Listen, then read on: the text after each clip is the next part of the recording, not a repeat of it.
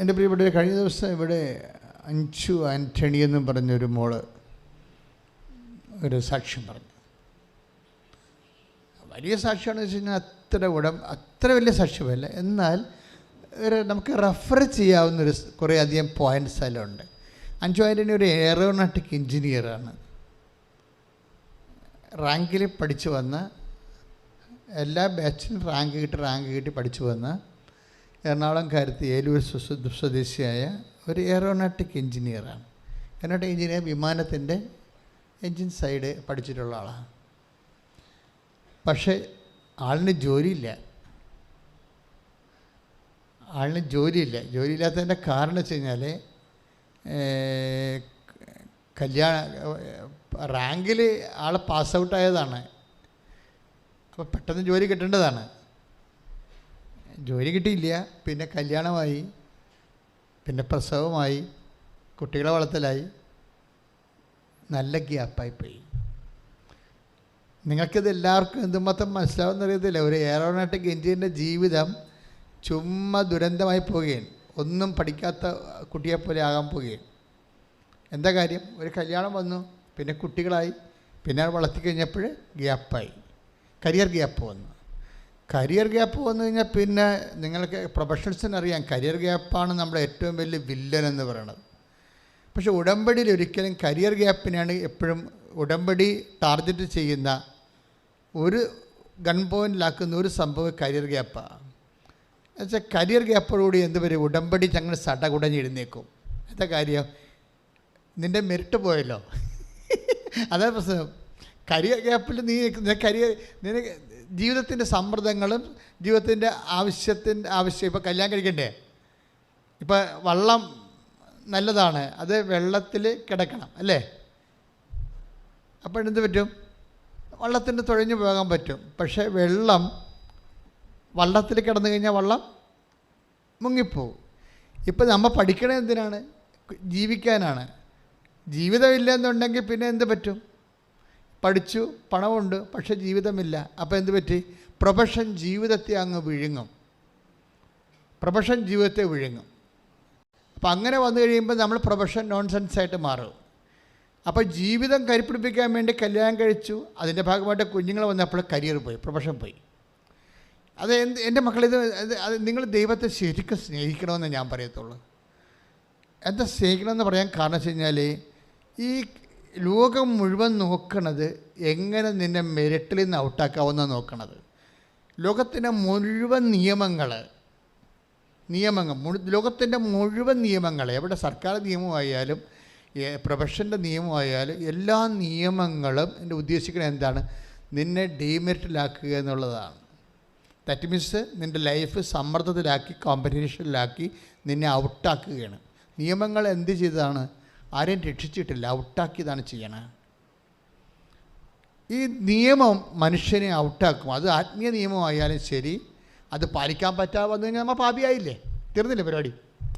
ആത്മീയ നിയമം, പക്ഷെ നമുക്കത് പാലിക്കാൻ പറ്റാതെ നമ്മളെന്ത് ചെയ്യും? സിന്നറായിപ്പോയി, ഔട്ടായി. നമ്മൾ ക്രിക്കറ്റിൽ നിന്ന് ഔട്ടാകണ പോലെ ഔട്ടായി. നിയമങ്ങളെല്ലാം മനുഷ്യനെ ഔട്ടാക്കുകയുള്ളൂ, എന്ന് വെച്ചാൽ അയോഗ്യമാക്കി കളയും. അതുകൊണ്ട് ബൈബിൾ പറയുന്ന ഒരു സത്യമുണ്ട്. എന്താണ്? നിയമം മോശ വഴി ഉണ്ടായതാണ്. മോശ വഴി ഉണ്ടായ സംവിധാനം പലപ്പോഴും അതിൻ്റെ ആ ഫ്രെയിമിൽ നിന്നെ കയറ്റി ഇറക്കി കഴിയുമ്പോൾ ഒന്നെങ്കിൽ നീ വിൻ അല്ലെങ്കിൽ നീ ഔട്ടായി പോകും. അപ്പോൾ ഔട്ടാകുന്നവരുടെ എണ്ണം കൂടുതലാണ് അല്ലേ? എല്ലാവരും ഇന്നാവെന്ന് വിചാരിക്കുന്നുണ്ടോ? ഇതാണ് വിഷയം വരുന്നത്. നിയമത്തിൻ്റെ ഒരു പ്രോബ്ലം അതാണ്. 100 പേര് ഈ നിയമത്തിൻ്റെ ഫ്രെയിമിലൂടെ കടത്തി വിട്ടാൽ 70 പേര് ഔട്ടാകും, 30 പേര് അകത്താകും, യോഗ്യരാകും. അപ്പോൾ 70 പേര് ദൈവം സൃഷ്ടിച്ചതല്ലേ? അവരുടെ ഭാവി എന്ത്? അതിനെക്കുറിച്ച് ദൈവത്തിൻ്റെ കരുതൽ എന്ത്? അതുകൊണ്ട് വചനം പറയുന്ന ഒരു ഓപ്ഷനുണ്ട്. എന്താണ്? നിയമം മോശ വഴി ഉണ്ടായി, കൃപയും സത്യവുമാകട്ടെ യേശു ക്രിസ്തു വഴിയുണ്ടായി. കൈയെട്ടിച്ച് കർത്താവിനെ നിയമം മോശ വഴി ഉണ്ടായി. യോഹന്നാൻ 1:17. എന്തുകൊണ്ടെന്നാൽ നിയമം മോശ വഴി നൽകപ്പെട്ടു. പറഞ്ഞേ, എന്തുകൊണ്ടെന്നാൽ നിയമം മോശ വഴി നൽകപ്പെട്ടു. കൃപയും സത്യവുമാകട്ടെ കൃപയും സത്യവുമാകട്ടെ യേശുക്രിസ്തു വഴി ഉണ്ടായി. യേശുക്രിസ്തു വഴി ഉണ്ടായി. അപ്പം മോശ വഴി നൽകപ്പെട്ട നിയമത്തിലൂടെ ആ നിയമം തന്നെ ഈ നിയമജ്ഞന്മാരും പരിസയന്മാരും ചെന്നിട്ട് ആ നിയമത്തെ അവർ പിന്നെയും സങ്കീർണമാക്കുകയാണ് ചെയ്തത്. യേശുക്രിസ്തുവിൻ്റെ കാലത്ത് എപ്പോഴും ഫൈറ്റിംഗ് ഉണ്ടാവും അല്ല, എല്ലാ ദിവസങ്ങളിലും തന്നെ ആരെങ്കിലും ഒരു പ്രതിയോഗിയും യേശുവായിട്ട് ഫൈറ്റ് നടത്തുന്നത് കാണാം. കാര്യം ഈ കർത്താവിൽ കുറ്റം ആരോപിക്കാൻ വേണ്ടി ഒരു നിഴല് പോലെ ഇവരിങ്ങനെ തൂങ്ങിക്കെട്ടി പുറകെ നടക്കുന്ന ആൾക്കാരെ കാണാം. അവസാനം വരെ ഉണ്ടത്. കാര്യം ഇവർ നിയമങ്ങൾ സങ്കീർണമാക്കിയിട്ട് ഭൂരിഭാഗം മനുഷ്യരെ സമൂഹത്തിൻ്റെ പിന്നാമ്പുറങ്ങളും പുറംപോക്കിനും കളഞ്ഞ ആൾക്കാരാണ്. എന്താ കാര്യം? നിയമം സങ്കീർണമാക്കുന്ന അനുസരിച്ച് കൊണ്ട് ഇപ്പം സാബത്തിൽ ഒരു നിയമമുണ്ട് അല്ലേ? നിയമത്തിൻ്റെ ഒരു ഭാഗമാണ് സാബത്ത് കർത്താവിൻ്റെ ദിവസം പരിശുദ്ധമായി ആചരിക്കണം. അതൊരു നിയമമാണ്. It's okay. ആ നിയമത്തിൻ്റെ പെരുക്കങ്ങൾ എന്തുമാത്രം വന്നെന്നറിയാം? 3850 പെരുക്കങ്ങൾ വന്നതിൻ്റെ ആ നിയമം വ്യാഖ്യാനിക്കാൻ വേണ്ടി നിയമജനം ഉണ്ടാക്കിയതാണ്. അതിൻ്റെ ഉള്ളിലാണ് ഒരു സാബത്തിൽ ചെറിയ നമ്മൾ ബൈബിൾ വ്യാഖ്യാന പുസ്തകങ്ങൾ വായിക്കുമ്പോൾ രസകരമായ ഒരു സംഭവം വിവരിക്കുന്നത് റബിയുടെ പുസ്തകത്തിൽ. അതായത് ഒരുത്തൻ്റെ ചെരുപ്പ് സൂര്യാസ്തമയം വരെയാണല്ലോ ഈ സാബത്ത് നിലനിൽക്കുന്നത്. അപ്പോൾ സൂര്യാസ്തമയത്തിന് മുമ്പ് നടന്നു പോകുന്ന സമയത്ത് ഒരുത്തൻ്റെ ചെരുപ്പ് വള്ളി പൊട്ടിപ്പോയി. അപ്പം അതിനകത്ത് വള്ളി പൊട്ടിപ്പോയാൽ എന്ത് ചെയ്യണമെന്ന് മോസസ് പറഞ്ഞിട്ടില്ല. മനസ്സിലായില്ലേ? യാത്രക്കാരൻ്റെ ചെരുപ്പിൻ്റെ വള്ളി പൊട്ടിപ്പോയാൽ സാബത്താണെങ്കിൽ എന്ത് ചെയ്യണമെന്ന് മോസസ് പറഞ്ഞിട്ടില്ല. പക്ഷേ ലേവ്യ പുസ്തകത്തിൽ ചുമടെടുക്കരുതെന്ന് പറഞ്ഞിട്ടുണ്ട്. അതാണ് ആ നിയമത്തിൻ്റെ സങ്കീർണത പറഞ്ഞത് അങ്ങനെയാണ്. പെരുക്കം വരുന്നത് അങ്ങനെ ചുമടെടുക്കരുതെന്ന് പറഞ്ഞിട്ടുണ്ട് ഭാരമുള്ള ജോലികൾ. അപ്പോൾ വള്ളി പൊട്ടിയ ചെരുപ്പ് നമുക്ക് ഉപേക്ഷിക്കാൻ പറ്റുമോ? അതെടുത്താൽ ചുമടായി പോകത്തില്ലേ? അപ്പോൾ അത് പാപമായി പോകത്തില്ലേ? അപ്പോൾ അതുകൊണ്ട് എന്ത് പറയും, യഹൂദന്മാരെന്ത് ചെയ്യും? വള്ളി പൊട്ടിയാൽ ആ അസ്തമിക്കണ വരെ ആ ചെരുപ്പ് വള്ളി പൊട്ടിയ ചെരുപ്പിൻ്റെ അടുത്ത് നിൽക്കും. അത് ഒരു മനുഷ്യൻ്റെ ഭാരം തന്നെ, ജീവിതഭാരം തന്നെ കണ്ടില്ലേ? നിങ്ങളാണെങ്കിൽ കൃപാസനത്തിൽ വെച്ച് വള്ളി പൊട്ടിക്കുക മിക്കവാറും ആൾക്ക് ഞങ്ങളിവിടെ 10-15 ചെരുപ്പൊക്കെ എല്ലാ ദിവസവും കെട്ടിക്കൊണ്ടുപോയി അവിടെ ഞങ്ങളുടെ അവിടെ ഒരു ഇതെല്ലാം കൂട്ടിയിടുന്ന സ്ഥലമുണ്ട്, അവിടെ കൊണ്ടിടും. കാര്യം വെച്ച് കഴിഞ്ഞാൽ പല ആൾക്കാരുടെയും പരിപാടി എന്തറിയാമോ? ചിലരുടെ ചെരുപ്പ് മാറിപ്പോകും. ചില ആൾക്കാർ പഴയ ചെരുപ്പാണ് ഇവിടെ വരുമ്പോൾ അത് ഉപേക്ഷിച്ചിട്ടും പോകും. അത് ചിലപ്പോൾ നടന്ന് ഞങ്ങൾ പറയണില്ല വേറെ ചെരുപ്പ് മാറിയിട്ടുണ്ട് പോകുമെന്ന് പറയത്തില്ല. ഉടമ്പടി ധ്യാന കേന്ദ്രത്തിൽ വന്നിട്ട് ആരെങ്കിലും പുതിയ വേറെ ആൾക്കാരുടെ നല്ല ചെരുപ്പ് അല്ലെങ്കിൽ പിന്നെ കക്കാൻ വേണ്ടി മാത്രമല്ല. അപ്പോൾ അവരെക്കുറിച്ച് നമുക്ക് പറയേണ്ട കാര്യമില്ല. പക്ഷേ അതേസമയം തന്നെ ഒത്തിരി ചെരുപ്പുകൾ ഇവിടെ വരുന്നുണ്ട്. ബാക്കി നിങ്ങൾ പോയി കഴിയുമ്പോൾ 5 മണിയാകുമ്പോൾ നോക്കിയാൽ മനസ്സിലാവും. കുറേ ചെരുപ്പുകൾ ഇങ്ങനെ രാത്രി 9 മണിക്ക് ക്ലീൻ ചെയ്യുന്ന ആൾക്കാർ ചാക്കൽ കെട്ടിക്കൊണ്ട് മരച്ചൂട്ടിയിടും. അപ്പുറത്തൊരു സ്ഥലമുണ്ട് അവിടെ. എന്താ സംഭവം എന്ന് വെച്ച് കഴിഞ്ഞാൽ എപ്പോഴും നമ്മൾ ശ്രദ്ധിക്കേണ്ടത് ഇത് ഒരു വിഷയമാണ് ഞാൻ പറഞ്ഞത്. അതെന്താ സംഭവിച്ചു കഴിഞ്ഞാൽ ഇതുപോലെ ജീവിതം സങ്കീർണമാക്കുമ്പോൾ അത് പാലിക്കാൻ പറ്റാത്തവരുടെ എണ്ണം കൂടിക്കൂടി വരും. നമ്മുടെ സബ്ജക്റ്റ് എന്താണ്? മെറിറ്റില്ലാത്ത ആൾക്കാരുടെ എണ്ണം സമൂഹത്തിൽ പാലിക്കാൻ പറ്റാതെ വരുമ്പോൾ നിയമം സങ്കീർണമാകുന്നതോടുകൂടി എന്ത് പറ്റും? നിയമം ടൈറ്റായി കഴിഞ്ഞാൽ ആനുകൂല്യം അർഹിക്കാത്ത ആൾക്കാരുടെ എണ്ണവും അവകാശികളുടെ എണ്ണമൊക്കെ കുറഞ്ഞു വരും. അവകാശികളുടെ എണ്ണം കുറഞ്ഞു വരും. ബാക്കി അപ്പോൾ കുറഞ്ഞു വരുമ്പോഴും അതേസമയം തന്നെ അവകാശികളുടെ എണ്ണം എന്ന് വെച്ച് കഴിഞ്ഞാൽ അവകാശം പ്രാപിക്കാത്തവരുടെ എണ്ണം കൂടിക്കൂടി വരും. യോഗ്യതയില്ലാത്തവരുടെ എണ്ണം കൂടിക്കൂടി വരും. ഇത് സമൂഹത്തിൻ്റെ ഒരു പ്രത്യേകമായ ഒരു ജീവിത ദുരന്തമാണ്. അതായത് ഈ നിയമം സങ്കീർണമാകുകയും അതുപോലെ തന്നെ അത് അവകാശം പ്രാപിക്കാൻ കഴിവില്ലാത്തവരുടെ എണ്ണം കൂടി വരികയും ചെയ്യുമ്പോൾ അവരെന്ത് ചെയ്യും? അവർ നിസ്സഹായരായി പോകും. അപ്പോഴീ നിസ്സഹായരായ ജനം ദൈവത്തിൻ്റെ ഒരു ടാർഗറ്റാണ് എപ്പോഴും. അവിടുത്തെ ജനം നിസ്സഹായരും പരിഭ്രാന്തരുമാണെന്ന് പറഞ്ഞത്. യേശു അപ്പം വർദ്ധിപ്പിക്കാനുള്ള ഒരു സാഹചര്യത്തെക്കുറിച്ച് പറയുമ്പോൾ അപ്പം വർദ്ധിപ്പിക്കാനുള്ള അവൻ ജനക്കൂട്ടത്തെ കണ്ടു. ആ ജനക്കൂട്ടം നിസ്സഹായവും ആരും സഹായിക്കാനില്ലാത്തവരും. പിന്നെന്താണ്? ആരും സഹായിക്കാനില്ലാത്തെങ്കിൽ പിന്നെ അടുത്ത വികാരം എന്താ വരണത്? പരിഭ്രാന്തരെ. വചനം അഡ്രസ്സ് ചെയ്യുന്ന വലിയൊരു ജീവിതാവസ്ഥയാണ്. Take the bed of God. ശ്രുതികട്ടെ ഹല്ലേലൂയ. ഹല്ലേലൂയ, ഹല്ലേലൂയ. മത്തായി 9:36. മത്തായി സ്ത്രീകളുടെ സുവിശേഷം 9:36. ജനക്കൂട്ടത്തെ കണ്ടപ്പോൾ പറഞ്ഞ ജനക്കൂട്ടത്തെ കണ്ടപ്പോൾ യേശുവിന് അവരുടെ മേൽ അനുകമ്പ തോന്നി. അവർ ഇടയനില്ലാത്ത ആടുകളെ പോലെ പരിഭ്രാന്തരും നിസ്സഹായരുമായിരുന്നു. അപ്പോൾ രണ്ട് കാര്യങ്ങളാണ് സംഭവിക്കുന്നത്. അതായത് ദൈവത്തിന് തോന്നുന്ന പ്രഥമ വികാരം എന്താണ്? അനുകമ്പയാണ്. ദാറ്റ് മീൻസ് കരുണ, അനുകമ്പയാണ്. കരുണ എന്ന് പറയുമ്പോൾ തന്നെ ഓർക്കുക, നമുക്ക് മെരിട്ടില്ലെന്ന് ഓർക്കുക. നമ്മുടെ മെരിട്ട് പോവുകയാണ്. ഇപ്പോൾ എയറോനോട്ടിക് എഞ്ചിനീയറിൻ്റെ പ്രശ്നം എന്താണ്? അവളുടെ കരുണയാണ് ആവശ്യം അല്ല. നമ്മൾ പണ്ട് അഞ്ചു ആൻ്റണിയുടെ പ്രശ്നം എന്താണ്? മേലൂർ. എന്താ അവരുടെ പ്രശ്നം? അവർക്ക് കരുണയാണ് ആവശ്യം. കാര്യം അവരുടെ റാങ്കിൽ കയറി വന്നതാണ്. പക്ഷേ ഇപ്പോഴേ അവർക്ക് 5-6 കൊല്ലത്തെ ഗ്യാപ്പായിപ്പോയി. കുഞ്ഞുങ്ങളെ പ്രസവിച്ച വിഷയം അവിടെ കൊണ്ട് തീരണില്ലല്ലോ. ആ കുഞ്ഞുങ്ങൾക്ക് വലിയ രോഗം വന്നാൽ പിന്നെ അതുങ്ങളെ കൂടെ ആശുപത്രിയിലായി. പിന്നെ എന്തെല്ലാം പുലിവാലികളാണ്. ഓരോരുത്തരുമൊക്കെ കുഞ്ഞുങ്ങളെ വളർത്തി നിങ്ങളൊക്കെ കുഞ്ഞുങ്ങളാകുന്നവരെ അപ്പനും അമ്മയും എന്താ ചെയ്തതെന്നൊക്കെ മനസ്സിലാകത്തില്ലല്ലേ. ഈ കുഞ്ഞുങ്ങൾ താമസിക്കുന്നവരൊക്കെ ഓർക്കണം, അത് കർത്താവിൻ്റെ അടുക്കൽ പ്രാർത്ഥിച്ച് വാങ്ങിക്കാനാണ്. ഓട്ടോമാറ്റിക്കായിട്ട് കുഞ്ഞുങ്ങളെ കിട്ടണത് അത്ര നല്ല കാര്യമല്ല. ഓട്ടോമാറ്റിക്കായിട്ട് കുഞ്ഞുങ്ങളെ കിട്ടുന്നത് സ്വാഭാവികമായി കല്യാണം കഴിച്ചു കുഞ്ഞുങ്ങളായെന്നൊക്കെ പറയണത് അത്ര നല്ല കാര്യമല്ല. എന്താ കാര്യം? അത് നിൻ്റെ ഭർത്താവിൻ്റെ അടുക്കൽ നിന്ന് മേടിച്ചതാണ്, അല്ലെങ്കിൽ ഭാര്യയുടെ അടുക്കൽ നിന്ന് വാങ്ങിച്ചതാണ്. ദൈവത്തിൻ്റെ അടുക്കൽ മേടിക്കണമെങ്കിൽ തീർച്ചയായിട്ടും താമസിച്ച് മേടിക്കണം, പ്രാർത്ഥിച്ച് മേടിക്കണം. മനസ്സിലായില്ലേ? ഒരു വിഷയം അങ്ങനെയാണല്ലോ. അതായത് ഇൻ കേസ് അപ്പോൾ നിങ്ങൾ ഓർക്കും, അച്ഛാ അതെന്താ ഇങ്ങനെ പറയണമെന്ന്.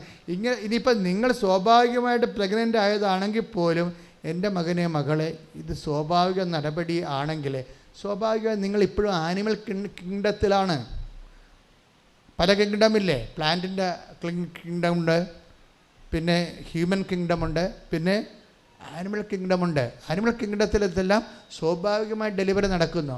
പക്ഷേ നമ്മളൊരു ദൈവത്തിൻ്റെ മൈതലായി കഴിയുമ്പോൾ എന്ത് നമുക്ക് കിട്ടുന്ന അനുഗ്രഹമായാലും അത് പ്രാർത്ഥിച്ച് വാങ്ങിക്കാൻ പഠിക്കണം. അതിനൊരു അഭിഷേകം വേണം. അല്ലെങ്കിൽ ഇതിലൊന്നും ദൈവത്തെ ഓർക്കത്തില്ല. ദൈവത്തെ ഓർക്കാത്തൊരു വിഷയമേ. ഒരാൾ ദൈവവുമായിട്ട് എന്തുമാത്രം, ഇന്നിപ്പോൾ ഞാൻ കൊച്ചനോട് നമ്മുടെ പ്രഭുച്ചനോട് അതിനെക്കുറിച്ച് സംസാരിക്കുകയായിരുന്നു. അതാ രോമമുള്ളതാണെന്ന് ഓർക്കില്ല, ഇന്നത്തെ ടോക്ക് അതായിരുന്നു. അതായത് നമ്മളെപ്പോഴും നമ്മൾ ശ്രദ്ധിക്കേണ്ടത്, നമ്മൾക്ക് ഒരു ഇടക്കും തലക്കൊക്കെ നമ്മൾ ദൈവത്തെ ചുമ്മാ ഓർക്കണം. അങ്ങനെ ഓർക്കുന്ന ഒരാളാണ് നീയെങ്കിൽ നീ ദൈവ പൈതലാണ്. ചുമ്മാ വെറുതെ ഇരിക്കുന്ന സമയത്തൊക്കെ ദൈവത്തെക്കുറിച്ച് ഓട്ടോമാറ്റിക്കായിട്ട് ഓർക്കണം. ദൈവത്തെ ഓർക്കുകയും അപ്പോൾ ഹൃദയത്തിൽ മധുരം തുളുമ്പുകയും ഒക്കെ ചെയ്യണം. ദൈവത്തിൻ്റെ പരിപാലനം ഓർത്തുകൊണ്ടും. അല്ലാതെ ഒരു ഇഷ്യൂ ഉണ്ടായി, ഞങ്ങൾ ഇന്ന് ബ്രേക്ക്ഫാസ്റ്റിന് ഇരിക്കുമ്പോൾ പറഞ്ഞതാണത്. ഒരു ഇഷ്യൂ ഉണ്ടായി, മകൾ കണ്ടവൻ്റെ പുറകെ പോയപ്പോൾ അയ്യോ എന്നും പറഞ്ഞ് കാലിയെ കെട്ടിക്ക് വീണ് അമ്മ ദൈവത്തെ ഓർക്കണത്. മണ്ടത്തരം, തീർന്നില്ല പരിപാടി. ദൈവത്തെ നീ നിരന്തരം ഓർത്ത് ജീവിക്കുന്നതാണ് നിനക്ക് വേണ്ടിയല്ല, ദൈവത്തിന് വേണ്ടി. നീ ദൈവത്തെ ഓർക്കത്തില്ലെന്ന് ഞാൻ പറയത്തില്ല, പക്ഷേ ആ ഓർക്കണ ഓർമ്മ മുഴുവൻ നിൻ്റെ കാര്യത്തിന് വേണ്ടിയാണ്. അപ്പോൾ നീ ദൈവവേദനല്ല, നിൻ്റെ റിലേറ്റീവ് നീ തന്നെയായിരിക്കും. അവിടെ ദൈവത്തിന് വേറെ ചാൻസ് ഒന്നുമില്ല. ദൈവത്തെ ഒന്നിനും വേണ്ടിയല്ല അത് ഓർക്കുന്നവരുണ്ടെങ്കിൽ ഒന്ന് കൈവെക്കും. സത്യമേ പറയാവൂ, തബല കൈവെട്ടിക്കളയും. ദൈവത്തെ ഒന്നിനും വേണ്ടിയല്ലാതെ ദൈവത്തിന് വേണ്ടി മാത്രം ഓർക്കുന്നവരുണ്ടെങ്കിൽ സത്യസന്ധമായിട്ട് ഒന്ന് കൈവെക്കിക്കേ. സീറോയാണ്. ഇത്രയേ ഉള്ളൂ. This is our spirituality. ദൈവത്തെ ഒന്നിനു വേണ്ടിയല്ലാതെ. അപ്പം ദൈവത്തെ നമ്മൾ ഓർക്കുന്നത് എന്തിനു വേണ്ടിയാണ്? അതെന്താണ്? നമ്മളുടെ എന്തെങ്കിലും കാര്യസാധ്യത്തിന് വേണ്ടി മാത്രമാണ്. ഇതാണ് ഭയങ്കരമായ ഒരു പോവർട്ടി, സ്പിരിച്വൽ പോവർട്ടി, ആധ്യാത്മിക ദരിദ്ര്യം. ഒന്ന് പ്രാർത്ഥിച്ച്, കർത്താവായ ദൈവമേ, ദൈവത്തിന് വേണ്ടി ഓർക്കുന്ന ധനികരായ ദൈവ പൈതലായി ഞങ്ങളെ അഭിഷേകം ചെയ്യണം. വീണ്ടും നമ്മൾ 5 ആന്റണിയുടെ സാക്ഷ്യങ്ങളിലേക്ക് വരികയാണ്. അവർക്ക് ഒരു 6ാമത്തെ വർഷം ഒരു ഇൻ്റർവ്യൂവിന് വിളിച്ചു. നമുക്കറിയാമല്ലോ, ഇത് അധികം ജോലി സാധ്യതയുള്ള ഒരു കുറച്ച്. ഇപ്പം ലോറിയുടെ ഒരു എൻജിനീയർ ആണെങ്കിൽ സ്വാഭാവികമായിട്ട് ലോറികൾ ലക്ഷക്കണക്കിന് ഇന്ത്യയിലുണ്ട്. വിമാനങ്ങൾ ലക്ഷക്കണക്കിന് ഇന്ത്യയിലില്ലല്ലോ. അതുകൊണ്ട് എയറോനോട്ടിക് എഞ്ചിനീയർ ആകുമ്പോൾ സ്വാഭാവികമായിട്ടും ജോലി സാധ്യത കുറവാണ്. അതിൻ്റെ ഗ്യാപ്പുമായി പിന്നെ ടച്ച് വിട്ടുപോയി. അതിൻ്റെ കാര്യം നമുക്കറിയാം, ടച്ച് വിട്ടു പോകണമെന്ന് പറഞ്ഞാൽ നിസ്സാര കാര്യമല്ല. ഗ്യാപ്പ് എന്ന് പറയുമ്പോൾ എന്തുകൊണ്ടാണ് ഗ്യാപ്പ് വന്ന ആൾക്കാർ എടുക്കാത്തതെന്ന് വെച്ച് കഴിഞ്ഞാൽ, ഇപ്പം നേഴ്സാണ്, ഗ്യാപ്പുണ്ട് 5 കൊല്ലത്തെ, എന്തുകൊണ്ടാണ് ആശുപത്രിക്കാർ എടുക്കാത്തത്? ടച്ച് വിട്ടു പോയത് കൊണ്ടാണ്. ഇപ്പം ഞാൻ സംസ്കൃതം പഠിച്ച ആളാണ്, ഗ്രീക്കും പഠിച്ചിട്ടുണ്ട്, ലാറ്റിനും പഠിച്ചിട്ടുണ്ട്, എല്ലാം ഓരോ കൊല്ലം ടച്ചിന് പഠിച്ചതാണ്. ഹിന്ദി സ്കൂളിൽ പഠിച്ചതേ ഉള്ളൂ. പക്ഷേ ഈ സാധനമെല്ലാം ടച്ച് വിട്ടുപോയി. എന്നുവെച്ചാൽ ഞാനിപ്പോൾ ഉപയോഗിക്കുന്നത്, എനിക്ക് ലേഖനങ്ങൾ എഴുതുമ്പോൾ ഞാനിപ്പോൾ അന്ന് മുതൽ അച്ഛനായ കാലം മുതൽ ഇന്ന് വരെ എഴുത്തും വായനയുണ്ട്.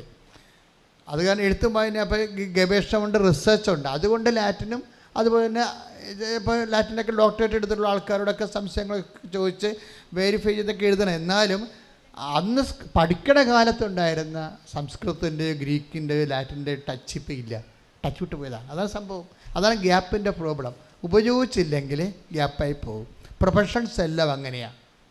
അപ്പോൾ ടച്ച് വിട്ട് പോയി കഴിഞ്ഞാൽ സ്വാഭാവികമായിട്ടൊരു പഠിക്കാത്ത പോലെയാണ്, നിസ്സാരമല്ല വിഷയം. അതുകൊണ്ട് അഞ്ജുവിൻ്റെ ഇൻ്റർവ്യൂവിന് 5 തോക്കുകയാണ്. കാര്യം അവരുടെ കൂടെ കോമ്പറ്റ് ചെയ്തിരിക്കുന്നതിന് 10-50 പേര് എൻജിനീയേഴ്സുണ്ട്. അവരെല്ലാം കോമ്പറ്റീഷൻ 6 സീറ്റേ മറ്റേ ഉള്ളൂ. 50 പേര് വന്നിട്ടുണ്ട്. അതെല്ലാം പുതിയ പിള്ളേരാണ്. ഇടിച്ച് പൊളിച്ച് നല്ല സ്റ്റൈലായിട്ട് നിൽക്കുന്ന ശക്തമായ മെമ്മറിയൊക്കെ ഉള്ള ആൾക്കാരാണ് വന്നിരിക്കുന്നത്. ഇവൾക്കാണെങ്കിൽ ഇവർ പുതിയ ആൾക്കാരെ കണ്ടപ്പോൾ തന്നെ ഇവളുടെ ശ്വാസം പോയി. എന്താ കാര്യം? കിട്ടത്തില്ലെന്ന് ഉറപ്പായി. ഇത്രയും ഗ്യാപ്പുമായി പിന്നെ ആൾ ചിലപ്പോഴും ഫിഗർ ഔട്ടാവും. ഈ പ്രൊഫഷണൽസിന് ഫിഗർ ഭയങ്കരമാണ്. നിങ്ങൾക്കറിയാമല്ലോ, അതൊന്നും ഫിഗറായിട്ട് ഇൻ്റർവ്യൂ ചെയ്യത്തില്ല, പക്ഷേ ഇൻ്റേണൽ അസസ്മെൻറ്റ് ചെയ്യും. അതൊക്കെ നിസ്സാര കാര്യമല്ല. ഫിഗറില്ല, നമ്മുടെ ബോഡി ഷേപ്പ് അവർ ഇൻ്റർവ്യൂവിൽ ആ സാധനം കാണത്തില്ല, പക്ഷേ ഇൻ്റേണൽ അസസ്മെൻറ്റിലുണ്ടാവും. ഇൻ്റേണൽ അസസ്മെൻറ്റിൽ ബോഡി ഷേപ്പ് എല്ലാം പ്രശ്നമാണ്. നിങ്ങളുടെ സൗന്ദര്യം വരെ പ്രശ്നമാണ്. ഡ്രസ് കോഡ്, നിങ്ങളുടെ നടപ്പ് എല്ലാം. അതെല്ലാം ഇംഗ്ലീഷ് മീഡിയം ഒരു പ്രൊഫഷണൽസിനെ നടത്തി പഠിപ്പിക്കത്തില്ലേ അവർ. നമ്മുടെ വാക്കിംഗ് എല്ലാം സ്റ്റൈലാണ്, സ്മാർട്ട് വാക്കിംഗ് അല്ല എന്നുണ്ടെങ്കിൽ നിങ്ങളുടെ കഞ്ഞിയാണെന്നും പറഞ്ഞ് അവർ തട്ടിക്കളയുക, കോർപ്പറേറ്റുകൾ പ്രത്യേകിച്ച്. അപ്പോൾ ഇതെല്ലാം മെറിറ്റിൻ്റെ പ്രോബ്ലമാണ്. മെറിറ്റിൻ്റെ ആധുനിക കാലത്ത് മെറിറ്റെന്ന് പറയുന്നത് വേറെ ലെവലിലേക്ക് പോവുകയാണ്, പണ്ടത്തെ മെറിറ്റല്ല. അപ്പോൾ പലപ്പോഴും മെറിറ്റ് നിസ്സാര കാര്യങ്ങൾ പോലും, നമ്മൾ അവഗണിക്കുന്ന കാര്യങ്ങൾ പോലും മെറിറ്റുകൾ അന്വേഷിക്കുന്ന ആധുനിക ലോകത്തിൻ്റെ മത്സരത്തിൻ്റെ വാതിക്കലാണ് നമ്മൾ ഒരു ഇൻ്റർവ്യൂവിന് ഫേസ് ചെയ്യണത്. ഇവളെല്ലായിടത്തും പൊട്ടിപ്പോയിട്ട് ഇവൾ കരഞ്ഞ്, അവൾ പറഞ്ഞു എനിക്ക് അവിടെ നിന്ന് കരയാൻ തോന്നിയില്ല, എനിക്ക് അവിടെ നിന്ന് കരയാൻ പറ്റിയില്ല, ഞാനൊരു എൻജിനീയർ അല്ലേ, ഞാൻ അവിടെ നിന്ന് കരയാൻ പറ്റി, ഞാനൊന്ന് വാഷ്റൂമിൽ പോയി പൊട്ടിക്കരഞ്ഞെന്നാണ്. എൻ്റെ ജീവിതം പോയില്ലേ. അതാണ് നമ്മൾ ജീവിതത്തിൽ അടുക്കുമ്പോഴേ കാര്യം മനസ്സിലാകത്തുള്ളൂ. എൻ്റെ ജീവിതം പോയില്ലേ, ഞാൻ ഇത്രയും കാലം പഠിച്ചതും ഒരു അഡ്മിഷൻ കിട്ടാൻ എന്ത് പാടാണ്, അത് വാങ്ങിച്ചിട്ട് ആ റാങ്ക് നിലനിർത്താൻ എന്ത് പാടാണ്, അതെല്ലാം തീർന്നില്ലേ, ഞാൻ ഔട്ടായിപ്പോയി. അപ്പോഴെനിക്കവിടെ നിന്ന് പൊട്ടിക്കരയാൻ എനിക്ക് കരച്ചിൽ വന്നു. പക്ഷേ ഞാനവിടെ നിന്ന് ഓടി വാഷ്റൂമിൽ പോയി ബാത്റൂമിൻ്റെ കതകടച്ചിട്ട് പൊട്ടിക്കരഞ്ഞെന്ന്. പിന്നെ തളർന്ന് വീട്ടിലോട്ട് പോയി. അപ്പോൾ എൻ്റെ മനസ്സിൽ പറഞ്ഞ് ആകപ്പാടെയുള്ള ആസ്തി ഇനി ഉടമ്പടി മാത്രമെന്ന്. അമ്മയോട് ഞാൻ പറഞ്ഞു, അമ്മേ ഞാൻ തീർന്നു, ഇനി എനിക്ക് ഉടമ്പടി മാത്രമേ ഉള്ളൂ, ആ ഒരു ഉറപ്പ് മാത്രമേ ഉള്ളൂ, ബാക്കിയെല്ലാം അമ്മ. പക്ഷേ റിസൾട്ട് വന്നപ്പോൾ അഞ്ജുവിന് ജോലി കിട്ടി. Praise the Lord. അതാണ് സംഭവം. അതാണ് ഞാൻ നിങ്ങളോട് നോട്ട് ബൈ മെറിറ്റ് എന്ന് പറയുമ്പോൾ എന്നാ സംഭവം എന്ന് വിചാരിക്കും. അതായത് എല്ലാം തളർന്ന് എല്ലാ മെറിറ്റും പോകുമ്പോഴും ഇങ്ങനെ ജ്വലിച്ച് നിൽക്കുന്ന ഒരു സംഭവമാണ് ഉടമ്പടി. എന്താണത്? അത് വർക്ക് ചെയ്യണത് എന്താണ്? നിങ്ങളുടെ യോഗ്യത കൊണ്ടല്ല, കർത്താവിൻ്റെ കൃപ കൊണ്ട്. ഒന്ന് പറഞ്ഞേ, എൻ്റെ യോഗ്യത കൊണ്ടല്ല, കർത്താവിൻ്റെ കൃപ കൊണ്ട്. അഞ്ജു ആ ജോലി വാങ്ങിക്കുന്ന മുമ്പ് വന്ന് സാക്ഷ്യം പറഞ്ഞിട്ടാണ് പോണത്. നിങ്ങളൊന്ന് ചിന്തിച്ച് നോക്കിയേ. അവളെ പക്ഷെ അത് പ്രൊക്ലെയിം ചെയ്ത്, എന്താണ്, ഞാൻ വാഷ്റൂമിൽ വന്ന് കരഞ്ഞു, എൻ്റെ ജീവിതം തീർന്നു, ഞാൻ എന്നോട് ഗുഡ് ബൈ, എൻ്റെ പ്രൊഫഷനോട് ഗുഡ് ബൈ പറയുകയാണ്. ഇനി എന്നെ തിരിച്ചു വിളിക്കുന്നുണ്ടെങ്കിൽ അത് ഉടമ്പടി കൊണ്ടായിരിക്കും, അത് അമ്മയായിരിക്കും എന്നെ തിരിച്ചു വിളിക്കണമെന്ന്. എൻ്റെ ദൈവപൈതലേ, അതാണ് ഉടമ്പടി വർക്ക് ചെയ്യുന്നതിൻ്റെ റെലമെന്ന് പറയുന്നത്. വീണ്ടും ഈ ആഴ്ചയിൽ കേട്ട ഇതെല്ലാം ജോലി സാക്ഷ്യങ്ങളാണ്. വേറൊരു സാക്ഷ്യം ശോഭയുടെ സാക്ഷ്യം കേട്ടോ. ശോഭയുടെ സാക്ഷ്യം, ശോഭയുടെ ഭർത്താവിന് ജോലി നഷ്ടപ്പെട്ട്. ഭർത്താവിന് ജോലി നഷ്ടപ്പെടാൻ ജോലി ഉണ്ടായിരുന്ന ആളാണ്. പെട്ടെന്ന് ഗൾഫിൽ നിന്ന് ആൾ തിരിച്ചു പോരേണ്ടി വന്ന്. ജോലി നഷ്ടപ്പെടാൻ കാര്യം അത് ഭർത്താവിൻ്റെ തലയിൽ ഒരു മുഴ വന്ന്. അപ്പോഴവിടെ ഡോക്ടർ നഴ്സിൻ്റെ അടുത്ത് സെക്കൻഡ് ഒപ്പീനിയനും തേർഡ് ഒപ്പീനിയൊക്കെ എടുത്തപ്പോൾ ക്യാൻസർ ആകാൻ സാധ്യതയുണ്ട്, ഇതിവിടെ നിന്നായി ചികിത്സിക്കാൻ പറ്റത്തില്ല, നാട്ടിൽ പോയി ചികിത്സിക്കണം, ഇവിടെ നിങ്ങളെ നോക്കാൻ ആരും ഇല്ലല്ലോ, അപ്പം നാട്ടിലല്ലേ ഉള്ളൂ, തന്നെയല്ലേ ഇവിടെയൊക്കെ ഭയങ്കര പൈസയൊക്കെ ആകത്തില്ലേ, അപ്പം അത് നാട്ടിൽ പോകാൻ. അപ്പം അയാളുടെ ജീവിതം തീർന്നു. തലയിലകത്താൻ മുഴ. അപ്പോൾ ഡോക്ടർ നോക്കിയിട്ട് പറഞ്ഞു ഇത് തല പൊട്ടിക്കേണ്ടി വരും, തലയൊട്ടി പൊട്ടിക്കേണ്ടി വരും, ഉള്ളിലോട്ടത് പോയിട്ടുണ്ട്, അതിൻ്റെ വേരുകൾ പോയിട്ടുണ്ട്, തലച്ചോറിലോട്ട് പോയിട്ടുണ്ട്, അപ്പോൾ തല മൊത്തം പൊട്ടിക്കേണ്ടി വരും. അപ്പം നാട്ടിൽ പോയി തല പൊട്ടിക്കുകയോ അങ്ങനെ ചെയ്യാം, ഇവിടെ ചെയ്യാൻ പറ്റത്തില്ല എന്ന് പറയാം. നിങ്ങളൊന്ന് ചിന്തിച്ച് നോക്കി, ഇതെല്ലാം കൃപാസനം ഈ അൾത്താറെ വന്നു പോയ കണ്ണീരിൻ്റെ അനുഭവങ്ങളാണ്. ആ കണ്ണീർ അനുഭവങ്ങളൊക്കെ അവസാന ഭാഗങ്ങൾ നിങ്ങൾ നോക്കണം. ഉടമ്പടി എങ്ങനെയാണ് മനുഷ്യനെ, ഞാൻ തന്നെ ശരിക്കും പറഞ്ഞാൽ ഓരോ ദിവസവും ഒരു വിസ്മയ ദിവസമാണ്. കാര്യം നമുക്ക് കണ്ണീര് കേൾക്കുമ്പോൾ സങ്കടം തോന്നുമെങ്കിലും കർത്താവ് പറഞ്ഞ പോലെയാണ്, സന്ധ്യയിൽ കരച്ചിൽ വരുന്നു. Take the word of God. സന്ധ്യയിൽ കരച്ചിൽ വരുന്നു. പറഞ്ഞേ, കരച്ചിൽ വരുന്നു, പ്രഭാതത്തിൽ സന്തോഷവും. അപ്പോൾ സന്ധ്യയിൽ ഇപ്പം നമുക്കൊരു കരച്ചിൽ വരുമ്പോൾ നമ്മൾ ഓർക്കണം, അടുത്ത പ്രഭാതം നമ്മുടേതാണ്, നമ്മുടെ ദൈവം അവിടെ നമുക്ക് സന്തോഷവും സമാശ്വാസം കൊണ്ട് നിൽക്കുന്നുണ്ട്. കാര്യം 5 പറഞ്ഞില്ലേ, ഇനിയൊരു ഉറപ്പ് ഉടമ്പടി മാത്രം. എല്ലാം പോയി, എൻ്റെ റാങ്കും പോയി, എൻ്റെ പ്രൊഫഷനും പോയി, ഇനിയൊരു ഉറപ്പ് ഉടമ്പടി മാത്രം. അപ്പോൾ ഉടമ്പടിയിൽ അവൾക്കൊരു വിശ്വാസമുണ്ട്, അതാണ് വിഷയം. ചില ആൾക്കാർക്ക് തോറ്റു പോകുമ്പോൾ ഉടമ്പടി മറന്നു പോകര്. പക്ഷെ 5 മറന്നില്ല. 5 പറഞ്ഞ് ഇനിയൊരു ഉറപ്പ് ഉടമ്പടി മാത്രം. പക്ഷെ അമ്മ അത് ടേക്കപ്പ് ചെയ്തു. എൻ്റെ മക്കളെ, നിങ്ങളുടെ ലൈഫിൽ നിന്ന് നിങ്ങളുടെ മെരിറ്റ് ലൂസായി നിങ്ങൾ ഇങ്ങനെ ഡെസേർട്ടഡായി പോയാൽ, മരുഭൂമിയിൽ ഇങ്ങനെ അനാഥമായി ഉപേക്ഷിക്കപ്പെട്ടു പോയാലും നിങ്ങൾ ഓർക്കേണ്ടത് ദൈവവുമായിട്ട് ചെയ്ത ഉടമ്പടിയാണ്. എന്താ കാര്യം? അവൻ വിശ്വസ്തനായിരിക്കും എന്നുള്ളത്. ആ ഉടമ്പടിയെക്കുറിച്ച് വ്യക്തതയും ബോധമുള്ള ആൾക്കാർ ഉടമ്പടി പാലിച്ചു കൊണ്ടേയിരിക്കും. അല്ലാതെ എന്തെങ്കിലും ഒരു തട്ട് കിട്ടിക്കഴിയുമ്പോൾ ഉടമ്പടി ഡൗണാക്കി, എവിടെയെങ്കിലും ഒന്ന് ഉടമ്പടി അല്പം പാലിക്കാൻ പറ്റാതെ വന്ന പിന്നെ ബാക്കിയുള്ളത് ഇട്ട് കളയും. അങ്ങനെ ചെയ്യരുത്. അല്പം മിസ്റ്റേക്ക് ഉണ്ടെങ്കിൽ അത് തിരുത്തി നിങ്ങൾ മുന്നേറണം. ബാക്കിയുള്ള ചെയ്തുകൊണ്ടും അടുത്ത സമയത്ത് അത് മറ്റുള്ളത് റെക്ടിഫൈ ചെയ്തുകൊണ്ടും അങ്ങ് മുന്നേറണം. ഇട്ട് കളയരുത്. പിശാസാണ് പറയണത്, ഒരെണ്ണം ഇട്ട് കളഞ്ഞില്ലേ, ഇനി ഉടമ്പടി പോയി.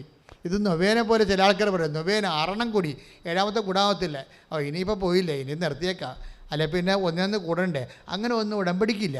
ഉടമ്പടി സിമ്പിളായിട്ട് ഉള്ള വിഷയം എന്ന് പറഞ്ഞാൽ, നിനക്കിപ്പോൾ തെറ്റിപ്പോയി, നീ തെറ്റിപ്പോയെങ്കിൽ നീ മുട്ട് കുത്തി കണ്ണീരോടെ പറഞ്ഞ, കർത്താവേ എനിക്ക് തെറ്റിപ്പോയി, അതുകൊണ്ട് ഞാൻ ഇത് വീണ്ടും അങ്ങയോടുള്ള ഉടമ്പടിയിൽ കാര്യം ദൈവം നിലനിൽക്കുന്നുണ്ടല്ലോ. ദൈവം നിൻ്റെ ഉടമ്പടി തന്നെ ഇപ്പോഴും ഉണ്ട്, ദൈവം ഇട്ടു പോയിട്ടില്ല. അതുകൊണ്ട് 2 തിമോത്തി 2:13 പ്രധാനപ്പെട്ട വചനമാകുന്നത്. 2 തിമോത്തി 2:13 എന്തുകൊണ്ടാണ് ഏറ്റവും പ്രധാനപ്പെട്ട വചനമാകുന്നത്?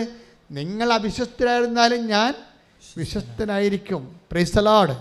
അപ്പോൾ ഇപ്പം നമ്മളിപ്പോൾ ഇപ്പോൾ പണ്ടൊക്കെ ഈ കുഞ്ഞുനാളിലൊക്കെ ഈ കയർ പിരിക്കണ ഒരു പരിപാടിയുണ്ട്. ഇപ്പോൾ കയർ പിരിക്കുമ്പോൾ ആ 2 കയറെടുത്തിട്ട് അപ്പുറത്ത് ഇപ്പം 2 ആൾക്കാർ നാട്ടിൻ പുറത്ത് കൈക്ക് പിരിച്ചുകൊണ്ടിരിക്കും. അപ്പം കയറിന് മുറുക്കം വരുമ്പോൾ ഏറ്റവും തളർന്ന, ഇപ്പം അപ്പുറത്ത് നിൽക്കണത് ഇത്തിരി ബലഹീനമായ പാർട്ടിയാണെങ്കിൽ അവരുടെ കയ്യിൽ നിന്ന് അത് വിട്ടുപോകും. പക്ഷേ അപ്പനും അമ്മയാണ് ഇപ്പുറത്ത് നിൽക്കണമെന്നുണ്ടെങ്കിൽ അവരാ കയ്യിൽ നിന്ന് വിട്ടുപോകത്തില്ല. ഉടമ്പടി ഇങ്ങനെ, ഉടമ്പടി 2 പേരുടെ കയ്യിൽ നിന്ന് ഒരിക്കലും വിട്ടുപോകത്തില്ല. നിൻ്റെ കയ്യിൽ നിന്ന് വിട്ടുപോയാലും ദൈവത്തിൻ്റെ കയ്യിൽ നിൻ്റെ ഉടമ്പടിയുടെ ഒരറ്റം ഉണ്ടാകും. അപ്പോൾ പിന്നെ നീ എന്താണ്, വിട്ടുപോയ ഉടമ്പടി നീ എടുത്താൽ പോരെ? നീ ദൈവത്തോട് മാപ്പ് ചോദിച്ചുകൊണ്ട് 2 റീസ്റ്റാർട്ട് ചെയ്യണം, അത്രയും. ജീവിതം തീർന്നുവെന്ന് സോഫയും ഹസ്ബൻഡും വിചാരിക്കുന്നു. അപ്പോൾ അവർക്കുള്ളത് എന്താണ്? ഉടമ്പടിയുടെ ഒരു ബലമാണ്.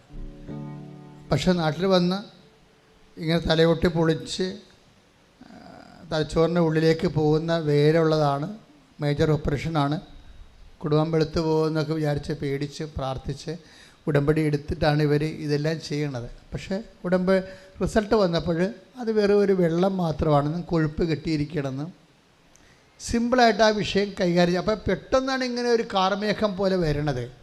അപ്പോൾ കാർമേഘം വരുമ്പോഴേ ഇങ്ങനെ ഇപ്പം തന്നെ മഴ പെയ്ത് നമ്മുടെ വീട് മുങ്ങിപ്പോയി ഒഴുകിപ്പോകുന്നും പ്രളയമായി ഒഴുകിപ്പോകുന്നൊന്നും ധരിക്കരുത്. കാര്യം നമ്മൾക്കൊരു ഉറപ്പെന്താണ്?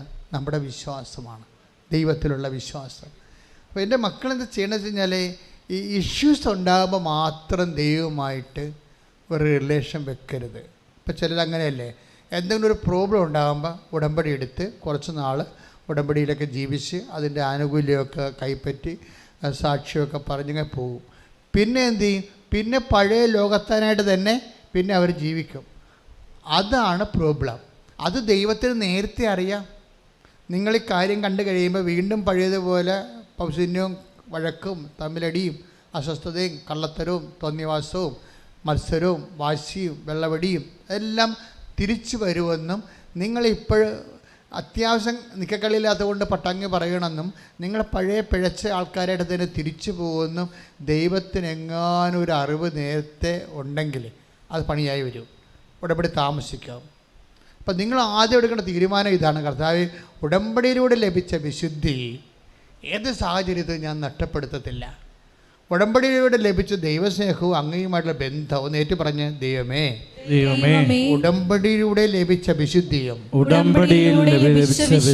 സാക്ഷ്യ ജീവിതവും അങ്ങയുടെ മഹത്വത്തിനു വേണ്ടി നിന്നോടുള്ള സ്നേഹത്തെ പ്രതി ഞാൻ എക്കാലവും നിലനിർത്താം. എന്നെ സഹായിക്കണമേ. അപ്പോൾ ഇയാളുടെ അസുഖം ഇപ്പോൾ മേജർ ഓപ്പറേഷൻ ഒന്നുമില്ല. അവരങ്ങനെ ആശ്വസിച്ച് കഴിഞ്ഞപ്പോൾ പിന്നെ റെസ്റ്റിൻ്റെ ടൈമല്ലേ. അപ്പോൾ സോഫ ജോലിക്ക് പോയെങ്കിലും ബെഹറിലായിട്ടാണ് പോയത്. ബെഹറിൽ ജോലി കിട്ടിയത് ഒരു പാകിസ്ഥാനിൻ്റെ കടയിലാണ് കിട്ടിയത്. അതുകൊണ്ടൊന്നും ജീവിക്കാൻ പറ്റത്തില്ല. പാകിസ്ഥാനിൻ്റെ കടയിലാണ് ജോലി കിട്ടിയത് ബെഹറിൽ പോയെങ്കിലും. അതുകൊണ്ട് പക്ഷേ ജീവിക്കാൻ പറ്റണില്ല. അപ്പോൾ എന്താ, ഉടമ്പടിയിൽ വെച്ചിരുന്നത് അവളുടെ ജോലിയാണ് വെച്ചിരുന്നത് ഒരു കാര്യം. പിന്നെ എന്ത് ചെയ്ത് ബെഹ്റിൻ മിനിസ്ട്രിയിൽ അവൾ ആപ്ലിക്കേഷൻ കൊടുത്തു. ആ ആപ്ലിക്കേഷൻ കിട്ടാനുള്ള സാധ്യതയില്ല. നിങ്ങൾക്കറിയാവോ? അതായത് അവർക്ക് അത്രയും എക്സ്പീരിയൻസ് ഇല്ല. അവിടെ തന്നെ അത് ഫസ്റ്റ് ടൈമാണ്. അവരെക്കാൾ കെവന്മാരായിട്ട് ആൾക്കാരവിടെ മിനിസ്ട്രിയിൽ ആപ്ലിക്കേഷൻ സ്വാധീനമുള്ളവരും എക്സ്പീരിയൻസ് ഉള്ളവരുണ്ട്, അതിലെ മെറിറ്റ് ഉള്ളവരുണ്ട്. ഞാൻ എന്താ ഈ പറയണത്? ശോഭയ്ക്ക് മെറിറ്റില്ലെന്നാണ് പറയണത്. അതാണ് പറയണത്, യോഗ്യതയില്ല. ഉടമ്പടി എങ്ങനെ നോട്ട് ബൈ മെറിറ്റുകാരെ എങ്ങനെ ലിഫ്റ്റ് ചെയ്യണമെന്ന് അറിയണം. പക്ഷേ റിസൾട്ട് വരുമ്പോൾ എന്താ, മിനിസ്ട്രിയിൽ ഈ പാകിസ്ഥാനിൽ കടയിൽ എടുത്തുകൊടുപ്പുകാരത്തെ നിന്ന കക്ഷിയെ പെട്ടെന്നാണ് ഗവൺമെൻറ് ഡിപ്പാർട്ട്മെൻറ്റിലേക്ക് മിനിസ്ട്രിയിൽ ജോലി കിട്ടണത്. അതാണ് എൻ്റെ വിഷമം. അതാണ് എൻ്റെ സാക്ഷ്യത്തിൻ്റെ ശക്തി എന്ന് പറയുന്നത്. അതായത് അതിനകത്ത് ഏറ്റവും പറയാനുള്ള സാക്ഷ്യം ഇത് തന്നെയാണ്. അതായത് ഇങ്ങനെ ഗ്രൗണ്ട് സീറോയിലായിട്ട് ഇങ്ങനെ ആൾ റെഡ്യൂസ് ചെയ്ത് പോവുകയും ഉടമ്പടി ഇവരെ പൊക്കിയെടുത്ത് ഭർത്താവിനെ സുഖപ്പെടുത്തി ഇവരെ പാകിസ്ഥാനിൻ്റെ കടയിൽ നിന്ന് അത് അവിടെ സാധനങ്ങൾ എടുത്തു കൊടുക്കുന്ന ആ ജോലിയിൽ നിന്ന് ഇവൾ ലിഫ്റ്റ് ചെയ്ത് മിനിസ്ട്രിയിലേക്ക് കൊണ്ടുപോയി ഹൈ സാലറി പ്ലേസ് ചെയ്യുന്നുണ്ട്. അപ്പോൾ നമ്മൾക്ക് ഇത് വളരെ അസ്റ്റോണിഷിംഗ് ആണ്, ഇത് ഭയങ്കരമായിട്ടുണ്ടല്ലോ എന്നൊക്കെ നമുക്ക് തോന്നും. പക്ഷേ ബൈബിള് ഇത് സിമ്പിളായിട്ടാണ് ചെയ്യണത്. എന്താ സാധനത്തിൽ ഇത് നമുക്ക് നേരത്തെ തന്നിട്ടുള്ള വാഗ്ദാനമാണ്. 111-ാമത്തെ സങ്കീർത്തനത്തിൽ ഇതിൻ്റെ വാഗ്ദാനമുണ്ട്. അവിടെ 111:4 take the word of God. സങ്കീർത്തനം 111:4 ശ്രദ്ധിക്കട്ടെ. 111-ാം സങ്കീർത്തനം 4-ാം തിരുവചനം. തൻ്റെ അത്ഭുത പ്രവൃത്തികളെ അവിടുന്ന് സ്മരണീയമാക്കി. കർത്താവ് കൃപാലുവും വാത്സല്യനിധിയുമാണ്. തൻ്റെ ഭക്തർക്ക് അവിടുന്ന് ആഹാരം നൽകുന്നു. അവിടുന്ന് തൻ്റെ ഉടമ്പടിയെ എപ്പോഴും അനുസ്മരിക്കുന്നു. കാര്യങ്ങൾ പോകണ്ടല്ലോ. ഒന്ന് പറഞ്ഞ തൻ്റെ ഭക്തർക്ക് അവിടുന്ന് ആഹാരം നൽകുന്നു. ജീവിതമാർഗം എന്നതിൻ്റെ അർത്ഥം ആഹാരം കപ്പ പുഴുക്കി കൊണ്ടുവന്ന് കൈ തരുന്ന കാര്യമല്ല ഈ പറയണത്. ജീവിതമാർഗം നൽകുന്നു. എന്താണ്? തൻ്റെ ഭക്തർക്ക് പറഞ്ഞേ, തന്റെ ഭക്തർക്ക് അവിടുന്ന് ആഹാരം നൽകുന്നു. എന്ത് ബേസിലാണ് ഈ ജീവിതമാർഗം? ജോലിയല്ലേ? ആഹാരം എന്ന് പറഞ്ഞാൽ എന്താണ്? ജോലിയല്ലേ? വിദ്യാഭ്യാസം അത് തന്നെയാണല്ലോ, ആഹാരമാണല്ലോ. ആഹാരവും വീടും വസ്ത്രവും അടിസ്ഥാന സൗകര്യത്തിലാണല്ലോ നമ്മൾ വിദ്യാഭ്യാസത്തിനും ജോലിക്കും പോണത്. അപ്പോൾ തൻ്റെ ഭക്തർക്ക് സങ്കീർത്തനം 111:4 അത് വാഗ്ദാനമാണത്. എന്താണ്? തൻ്റെ ഭക്തർക്ക് അവിടുന്ന് ജീവിതമാർഗം നൽകുന്നു. എന്ത് ബേസിലാണ് ജീവിതമാർഗം നൽകണത്? അവിടുന്ന് തന്റെ ഉടമ്പടി അനുസ്മരിക്കുന്നു. കൈയടിച്ച് കർത്താവിനെ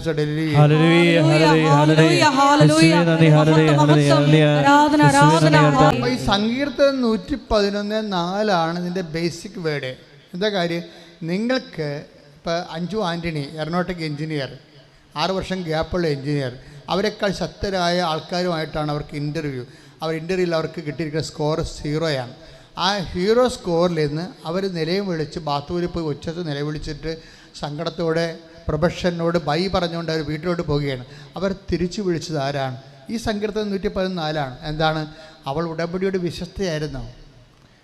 നമ്മൾ ചുമ്മാ അവിടുന്ന് തൻ്റെ ഭക്തർക്ക് ആഹാരം നൽകുന്നു എന്ന് പറഞ്ഞാൽ ഇറ്റ്സ് ഓക്കെ. കർത്താവ് പറഞ്ഞിട്ടുണ്ട് ആഹാരം എല്ലാവരും കൊടുക്കുന്നു എന്ന് പറഞ്ഞിട്ടുണ്ട്. എന്താണ്? ആകാശത്തിലെ പക്ഷികളെ നോക്ക്, അവർ വിതക്കുന്നില്ല, കൊയ്യുന്നില്ല. പക്ഷെ അതൊന്നും ഉടമ്പടി പ്രകാരമല്ല. മനസ്സിലായില്ലേ?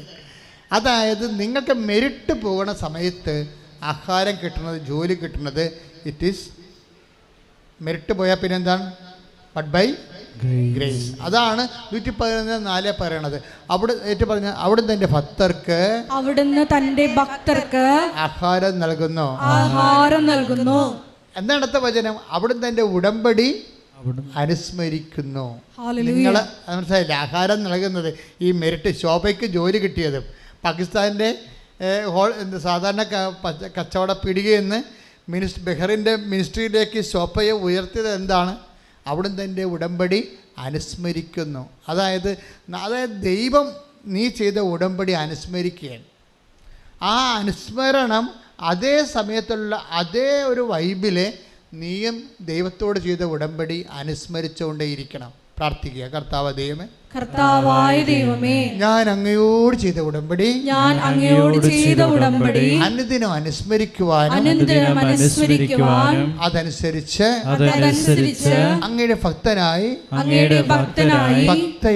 ഭക്തയായി ഉടമ്പടിയിൽ വളരുവാനും എന്നെ സഹായിക്കണം. പ്രിയപ്പെട്ടവരെ, ഈ ജീവിത മാർഗവും ഉടമ്പടിയും ഭക്തിയും തമ്മിൽ വളരെ ഇൻ്റർകണക്റ്റഡാണ്, വളരെ കണക്റ്റഡാണ്. ഭക്തി അതെന്താ പറയണത്? അവിടുന്ന് അത് 114 എന്താ പറയണത്? അവിടുന്ന് തന്റെ ഭക്തർക്ക് ആഹാരം നൽകുന്നു, ജീവിതമാർഗം നൽകുന്നു. എന്താണ് കാരണം? അവിടുന്ന് തന്റെ ഉടമ്പടി അനുസ്മരിക്കുന്നു. അപ്പൊ ഭക്തർക്കാണ് നൽകുന്നത്. ഭക്തി ഒരു പ്രശ്നമാണ് ഇതിൻ്റെ അകത്ത്. ഉടമ്പടിയും ഭക്തിയും. ഇപ്പം നിനക്ക് ജോലി വേണം, വീട് വേണം, വിവാഹം നടക്കണം, കുഞ്ഞുങ്ങൾ ഉണ്ടാവണം, വസ്തു വിൽക്കണം, രോഗം മാറണം, ദാറ്റ്സ് ഓക്കെ. പക്ഷെ ഇത് വർക്ക് ചെയ്യുന്ന ഭക്തിയിലാണ്. ഈ ഇങ്ങനെ എല്ലാ മാർഗങ്ങളും ഉടമ്പടിയുടെ ഭക്തിയുണ്ട്. ഭക്തി എന്ന് പറയണം നീ ഇവിടെ വന്ന് വിറച്ചതുള്ളി കമന്നടിച്ച് കിടക്കണമല്ല ഭക്തി. ഉടമ്പടിയുടെ ഭക്തി എന്ന് പറഞ്ഞാൽ കഴിഞ്ഞ പ്രാവശ്യം ഞാൻ കഴിഞ്ഞ ആഴ്ച പറഞ്ഞായിരുന്നു ഭക്തി എന്ന് പറയണത് എന്താണെന്ന്. പറഞ്ഞായിരുന്നു. അതായത് ഇപ്പം ഒരു ഭക്തി പ്രത്യയം ഉണ്ടല്ലോ എൻ്റെ അടുത്ത്. ഇത്ത എന്ന് ഭക്തി ഫായും ഫാ പ്ലസ് ത വെച്ചാൽ ഇത്ത എന്ന് വെച്ചാൽ സംസ്കൃതത്തിൽ ഒട്ടുക എന്ന അർത്ഥം, ഒട്ടണം എന്നതിൻ്റെ അർത്ഥം. രക്തമില്ലേ, രക്തത്തിനൊരു ഇത്ത ഉണ്ടല്ലോ, ഒട്ടണം എന്നതിൻ്റെ അർത്ഥം വെച്ചാൽ രജോ ഗുണത്തോട്, രജോ ക്ഷത്രിയ ശക്തി. അപ്പോൾ ക്ഷത്രിയ ഗുണത്തോട് ഒട്ടണതിനാണ് രക്തമെന്ന് പറയണത്. അതായത് രജോ ഗുണം എന്ന് പറഞ്ഞൊരു ശക്തിയുണ്ട്, നമുക്കറിയാം. തമോ ഗുണമുണ്ട്, ഇരുട്ടിൻ്റെ ശക്തി, ദുഷ്ടന്മാരുടേത്, ക്രിമിനൽസിൻ്റെത് തമോ ഗുണം. രജോ ഗുണം ധൈര്യശാലികളുടേത്, അവരല്ലേ സാഹസപ്പണിയൊക്കെ ചെയ്യണത്. അപ്പോൾ രജോ ഗുണം. പിന്നെ ഉള്ളത് സദ്ഗുണമുണ്ട്. അപ്പോൾ ഇതുപോലെയുള്ള മനുഷ്യൻ്റെ ബ്ലഡിൻ്റെ നമ്മുടെ ഇന്ത്യൻ ഫിലോസഫിയിൽ കുറേ അധികം തരംതിരിവുണ്ട്. ഈ രജോ ഗുണത്തോട് ധൈര്യത്തോട് ഒട്ടു നിൽക്കുന്ന സാധനം ഒട്ടിപ്പിക്കുന്നതിന് രക്തം എന്ന് പറയും. രജോ ഗുണത്തോട് ഒട്ടുന്നതിന് രക്തം. ഇനി എന്ത് ഭക്തി എന്ന് പറഞ്ഞാൽ എന്താണ്? അതിവിടെ ഒരു ഇത്തായുണ്ട്. ഭഗവാനോട് ഒട്ടണതിനാണ് ഭക്തി എന്ന് പറയുന്നത്. ഇവിടെ പ്രശ്നം, ഭഗവാനോട് ദൈവത്തോട് മനുഷ്യൻ ഒട്ടുന്നതിന് വേണ്ടിയാണ്. ഒട്ടുന്ന എന്ത് വ്യാപാരമായാലും അത് ഭക്തിയാണ്. ശക്തമായി ഒട്ടും. പലതരം പശയില്ലേ, കഞ്ഞിയുടെ പശുണ്ട്, മൈദാപ്പശുണ്ട്, ഇതെല്ലാം. കഴിഞ്ഞ ദിവസം ഞാനൊരു മുത്തൊട്ടിച്ചപ്പോഴും എൻ്റെ അമ്മ എൻ്റെ കൈയും തമ്മിൽ ഒട്ടിപ്പോയി. പിന്നെ ഞങ്ങളുടെ എല്ലാവരുടെയും കൈ ഒട്ടിപ്പോയി. ഭയങ്കര അഡിഹേഴ്സുമായിപ്പോയി. എല്ലാവരും നമ്മൾ ഒട്ടിച്ചിട്ട് പിന്നെ പുറത്തോട്ട് വരുന്നില്ല. അത്രയും ഭയങ്കര പശയായിപ്പോയി. അപ്പോൾ പലതരത്തിലുള്ള പശുണ്ട്. അപ്പോൾ ഈ ഭക്തിയിലും നമ്മൾ ഭഗവാനോട് കാണിക്കുന്ന ഭക്തിയുണ്ട്. അതിലും തന്നെ പശക്ക് പലതരം പശുണ്ട്. ചുമ്മാ നാക്കുകൊണ്ട് ഭക്തിഗാനം പാടിയാലും ഭഗവാനോട് ഒട്ടും, പക്ഷെ കുറച്ച് കഴിയുമ്പോൾ പറഞ്ഞു പോകും. ഇതാണ് പ്രശ്നം. ഇത് പ്രശ്നമാണ്. നിങ്ങൾ ഉടമ്പടിയെക്കുറിച്ച് പറയുമ്പോൾ ഉടമ്പടിയും ഭക്തിയും തമ്മിൽ ഭയങ്കര ബന്ധമുണ്ട്. ഇപ്പം നമ്മൾ ഭക്തി ഗാനങ്ങൾ തന്നെ ഒരു പാട്ട് പാടിക്കഴിഞ്ഞാൽ ഭക്തിഗാനമാണെങ്കിൽ ഭക്തിയിൽ അഭിഷേകമുള്ള ഗാനം അത് പാടിക്കഴിയുമ്പോൾ നമുക്ക് ദൈവത്തോടൊരു അടുപ്പം തോന്നും, ഭഗവാനോട് നമ്മൾ ഒട്ടും. കുറച്ച് കഴിയുമ്പോൾ അത് പറഞ്ഞു പോകും. കാര്യം ഭക്തിഗാനത്തിനൊക്കെ ഒട്ടിക്കുന്നതിനൊക്കെ ഒരു പരിധിയുണ്ട്. അത് കഴിഞ്ഞാൽ പിന്നെ ഒട്ടത്തില്ല ഈ സാധനം. പശയുടെ ക്വാളിറ്റി പോലെ ഇരിക്കുന്ന സംഭവം. പക്ഷെ ഉടമ്പടിയിൽ ഉപയോഗിക്കുന്ന ഭക്തി എന്ന് പറയുന്നത് വേറെ ഒരു സംഭവമാണ്. നാക്കിൻ്റെ ചൊല്ലലല്ല. എന്താ ഉപയോഗിക്കണത്? ചെയ്യലാണ്. അത് പണ്ടാരപ്പശയാണ്. അതാണ് സാധനം. അതായത് നീ മനഃപൂർവ്വം ദൈവത്തോടുള്ള സ്നേഹത്താൽ ഇപ്പം നമ്മൾ രോഗികളെ കാണുന്നു, അവരെ ശുശ്രൂഷിക്കുന്നു, കടുത്ത കാര്യങ്ങളെ. ഇപ്പം നിങ്ങളെ പല ആൾക്കാരും ഉപയോഗിക്കുന്നത് ചെറിയ തരം കള്ളപ്പശയാണ് ഉപയോഗിക്കുന്നത്. എന്നുവെച്ചാൽ പത്രം കൊണ്ടേ കൊടുക്കുക, അത്യാവശ്യം കാര്യങ്ങളൊക്കെ ചെയ്യുക. രോഗികളൊന്നും ആരും കാണത്തില്ലല്ലോ. അതിന് കുറച്ചുകൂടി കൂടിയ ദൈവസ്നേഹം വേണം. പ്രത്യേകിച്ച് നമുക്ക് പരിചയമില്ലാത്ത രോഗികളാണ്. പരിചയമുള്ള രോഗികളല്ല, പരിചയമില്ലാത്ത രോഗികളെ പോയി കാണുകയും അവരെ ആശ്വസിപ്പിക്കുകയും ചെയ്യുന്നതിനൊക്കെ കൂടിയ പശ വേണം, കൂടിയ ഭക്തി വേണം. അതിന് സാധാരണ ആൾക്കാർ, അതുകൊണ്ടാണ് ഞാൻ പലരോടും അതായത് കൂടിയ വലിയ കാര്യങ്ങൾ നിർവഹിക്കുന്നവരെ എപ്പോഴും അതേസമയം തന്നെ വലിയ ഈ ഇൻവെസ്റ്റ്മെൻ്റ് ഉള്ളവരാണ് ചെയ്യണത്. അപ്പോൾ നമ്മളിപ്പോൾ ഉടമ്പടി പുതുക്കി കഴിയുമ്പോൾ, ഉടമ്പടി എടുക്കുമ്പോൾ ഞങ്ങളൊന്നും പറയത്തില്ല, പക്ഷേ ഉടമ്പടി പുതുക്കി കഴിയുമ്പോൾ നിങ്ങൾ പശയുടെ ബ്രാൻഡ് മാറ്റേണ്ടി വരും, ക്വാളിറ്റി മാറ്റേണ്ടി വരും. മനസ്സിലായില്ലേ? ഉടമ്പടി പുതുക്കിയിട്ട് പണ്ട് ചെയ്തതിനേക്കാൾ പിന്നെ ലൈറ്റ് വെയിറ്റ് ആയിട്ട് കാര്യങ്ങൾ ചെയ്ത് കഴിഞ്ഞാൽ നിങ്ങൾ ബ്രാൻഡഡ് കള്ളന്മാരാണ്. ഇപ്പം ഞങ്ങൾ രാവിലെ അവിടെ സംസാരിച്ച തിരട്ട് ഗ്രാമമെന്ന് പ്രഭുവച്ചൻ പറഞ്ഞു. കള്ളന്മാർ മാത്രം താമസിക്കുന്ന ഗ്രാമം തമിഴ്നാട്ടിലുണ്ടെന്ന്. തമിഴ്നാട്ടിൽ മാത്രമല്ല, ഉടമ്പടി എടുത്തതിൽ 50% കള്ളന്മാരുണ്ടാകും. അതുവെച്ചാൽ ഇവർ പുതുക്കൽ വരുമ്പോൾ ഇവർ ഉഴപ്പും. പഴയതുപോലെ പവർ കാണിക്കത്തില്ല. ആ പത്രം കൊടുക്കുമ്പോൾ ഇനി ഇത് കൊടുക്കുക, ഇത് കൊടുത്ത് അവസാനിപ്പിക്കുക, എപ്പോഴും കൊടുത്തേക്കാന്നൊക്കെ പറഞ്ഞുകൊണ്ട് ഇവർ മുമ്പത്തേക്ക് ഉഴപ്പും. ചില ആൾക്കാർ കുറച്ചുകൂടി തീഷ്ണമതികളായി മാറും. കാര്യം ഇത് വർക്ക് ചെയ്യണത് ഭക്തിയിലാണ് വർക്ക് ചെയ്യണത്. ഭക്തി, നമ്മുടെ ഭക്തി ഒരു പാട്ട് പാടിയാൽ ഒട്ടണ ഭക്തി അല്ല ഇത്. ഇത് ചൊല്ലുന്ന പ്രാർത്ഥനയല്ല, ചെയ്യുന്ന പദ്ധതിയാണ്. അപ്പം ചെയ്യുമ്പോൾ ഏറ്റവും ക്ലേശകരമായി ചെയ്യണം. കാര്യം എന്തുമാത്രം സ്നേഹം കൂടുന്നുവോ ദൈവത്തോട്, അത്രയും ക്ലേശകരമായ ഭാരം നമ്മൾ ഏറ്റെടുക്കും. മനസ്സിലായേ? അതാണ് സംഭവം. എന്തുമാത്രം ഇത് ദൈവസ്നേഹമാണ്, ബേസിക്കായിട്ട് ദൈവസ്നേഹമാണ്. എന്തുമാത്രം ദൈവത്തോട് നമുക്ക് സ്നേഹം തോന്നുന്നുവോ അത്രയും നമ്മൾ ദൈവത്തിന് വേണ്ടി വലിയ കാര്യങ്ങൾ ചെയ്യും. അതുകൊണ്ടാണ് അമ്മയും അത് തന്നെയല്ലേ പറയണത്. അമ്മ എന്താ പറയണത്? 1:50 വായിച്ചമോളെ. ലൂക്ക 1:49. ശക്തനായവൻ എനിക്ക് വലിയ കാര്യങ്ങൾ ചെയ്തിരിക്കുന്നു, അവിടുത്തെ നാമം പരിശുദ്ധമാണ്. അവിടുത്തെ ഭക്തരുടെ മേൽ തലമുറകൾ തോറും അവിടുന്ന് കരുണ വർഷിക്കും. അതായത് ഭക്തി വർദ്ധിക്കുന്നതനുസരിച്ച് ലൂക്ക 1:50 എന്താ പറയണത്? ഒന്ന് പറഞ്ഞ്, അവിടുത്തെ ഭക്തരുടെ മേൽ അവിടുന്ന് തലമുറകൾ തോറും കരുണ വർഷിക്കും. അപ്പോൾ വലിയ കാര്യങ്ങൾ ചെയ്യണതും ഭക്തിയിൽ വലിയ കാര്യങ്ങൾ ചെയ്യുമ്പോഴെന്താ പറ്റും? തലമുറകൾക്ക് ബ്ലെസ്സിങ് കിട്ടും. എന്നുവെച്ചാൽ നിൻ്റെ ഇപ്പം അമ്മ മകൾക്ക് വേണ്ടി പ്രാർത്ഥിക്കുന്നല്ലേ? ഇവിടെ വരുമ്പോൾ ഒത്തിരി പേര് വരുന്നുണ്ടല്ലോ, അമ്മമാർ മകൾക്ക് വേണ്ടി പ്രാർത്ഥിക്കുന്നത്. പക്ഷേ മകൾക്ക് വേണ്ടി പ്രാർത്ഥിക്കുന്ന തലമുറയാണല്ലോ, വേറെ തലമുറയല്ലേ. പേരക്കിടാങ്ങൾക്ക് വേണ്ടി പ്രാർത്ഥിക്കുന്ന അമ്മമ്മമാരും വരുന്നുണ്ട്. ഞങ്ങളിവിടെ ഉടമ്പടി ആവതില്ലെങ്കിൽ എടുപ്പിക്കത്തില്ലെന്നേ ഉള്ളൂ. കാര്യം അവർക്കത് ചെയ്യാൻ പറ്റത്തില്ല. ചെയ്യാൻ പറ്റും. ഇപ്പോൾ ഇന്നലെ 75 വയസ്സ് കോഴിക്കോട് നിന്നൊരു നോൺ ക്രിസ്ത്യനായിട്ടുള്ള അമ്മാമ്മ വന്നു. എന്നാ പവറാ! അവരോട് പറഞ്ഞാൽ അവർ ശരിക്കും പറഞ്ഞാൽ 17 വയസ്സുകാരെ പോലെ അവർ സംഭവം ചെയ്യും. അത്രയും പവർ. 70 വയസ്സുണ്ടെന്ന് ഒരു കാര്യമില്ല. ഞങ്ങൾ നോക്കണ വയസ്സല്ല, ഇവർക്ക് ചെയ്യാനുള്ള ആംബിയർ ഉണ്ടെന്നാണ് ഞങ്ങൾ നോക്കണത്. വയസ്സൊക്കെ പറയുന്നുണ്ടെങ്കിൽ ഞങ്ങളുടെ മനസ്സിരിപ്പ്, ഞങ്ങളുടെ അസസ്മെൻറ്റിൽ എന്താ ചെയ്യണം. അതുകൊണ്ടല്ലേ ചില വയസ്സന്മാരെ കാണുന്നില്ല ഉടമ്പെടുക്കണത്. അതെന്താ വെച്ച് കഴിഞ്ഞാൽ അവർക്ക് ചെയ്യാനുള്ള ആംബിയറുണ്ട്. മറ്റുള്ളവർ ചുമ്മാ മരുമകളെ വീട്ടിൽ ഇരുന്ന് അതെന്ത് ചെയ്യരുത്, നീ ഇവിടെ പേടി, ഇന്നലെ ഇവിടെ പേടി, ഇന്നലെ മെനയെന്ന് ഇവിടെ പോയെന്നൊക്കെ ചോദിക്കുമ്പോൾ പറയും നിങ്ങൾ പോയി കൃപാസനത്തിൽ ഇരിക്കാൻ പറഞ്ഞു വിടും. അങ്ങനെ വന്ന് ഇവിടെ ഇരിക്കുന്ന ആൾക്കാരുണ്ട്. ഇവിടെ വന്നാലേ എന്നാൽ പിന്നെ ഉടമ്പടി കൊണ്ട് എടുത്തേക്കാമെന്ന് വിചാരിക്കും. അങ്ങനെയുള്ളവരെ കാണുമ്പോൾ നമുക്കറിയാം ഇവർ ചെയ്യത്തില്ല, ചുമ്മാ അഭ്യാസത്തിന് വന്നാണെന്നറിയാം, എടുപ്പിക്കത്തില്ല. പക്ഷേ എപ്പോഴും നമ്മൾ ശ്രദ്ധിക്കേണ്ട ഒരു വിഷയം എന്ന് വെച്ചാൽ, ഈശോ അമ്മ എന്താ പറഞ്ഞത്? ലൂക്ക 1:50 എന്താ പറഞ്ഞത്? അവിടുന്ന് തൻ്റെ ഭക്തരുടെ മേൽ തൻ്റെ കാരുണ്യം തലമുറകൾ തോറും പ്രദർശിപ്പിക്കും. അപ്പൊ 2-3 പ്രശ്നമാണ് അവിടെ. അതെല്ലാം ഉടമ്പടിയാണ്. കാര്യം അവിടെ കാരുണ്യം മന്ത്രമുണ്ട്. Not by merit but by grace. അതാണല്ലോ കാരുണ്യം, മെറിറ്റിലല്ല. അപ്പം തലമുറകളോട് കാരുണ്യം കാണിക്കും. നിന്റെ മക്കളോടും പേരക്കിടാങ്ങളോടും ദൈവം കാരുണ്യം കാണിക്കും. ആരുടെ? ഭക്തരുടെ മേലാണ്. ആ ഭക്തി കാണിക്കുന്ന വ്യക്തി ഭക്തി സത്യസന്ധമായിട്ടാണ് കാണിക്കണതെങ്കിലേ, സത്യസന്ധമായിട്ട് കാണിക്കണമെന്ന് പറയുമ്പോൾ എന്താണ് സംഭവം വെച്ചാൽ, ദൈവസ്നേഹമാണ്. ദൈവസ്നേഹം കൂടിയാൽ നമ്മൾ രക്തസാക്ഷി വരെ ആയിപ്പോവും. ഞാനൊക്കെ എപ്പോഴും കൊതിക്കണ ഒരു സംഭവമാണ്. എനിക്കിങ്ങനെ പനി പിടിച്ച് മരിക്കുമ്പോഴൊക്കെ ആത്മഹത്യ ചെയ്ത പോലെയുള്ളൊരു പദ്ധതി എൻ്റെ മനസ്സിനുള്ളത്. അങ്ങനെ ഒരു സുവിശേഷകരൊക്കെ എന്നെ പനി പിടിച്ച് മരിക്കണേ. സുവിശേഷം പ്രസംഗിച്ച് അതിൻ്റെ പ്രത്യാഘാതങ്ങൾ ഏറ്റാണ് ദൈവത്തിന് സാക്ഷിയായി അവൻ അത്രയും നാൾ ചെയ്ത കാര്യം സത്യസന്ധമാണെന്ന് ലോകത്തോടും ദൈവത്തോടും പറഞ്ഞുകൊണ്ടാണ് അവൻ ദൈവത്തെങ്കിലേക്ക് പോണത്.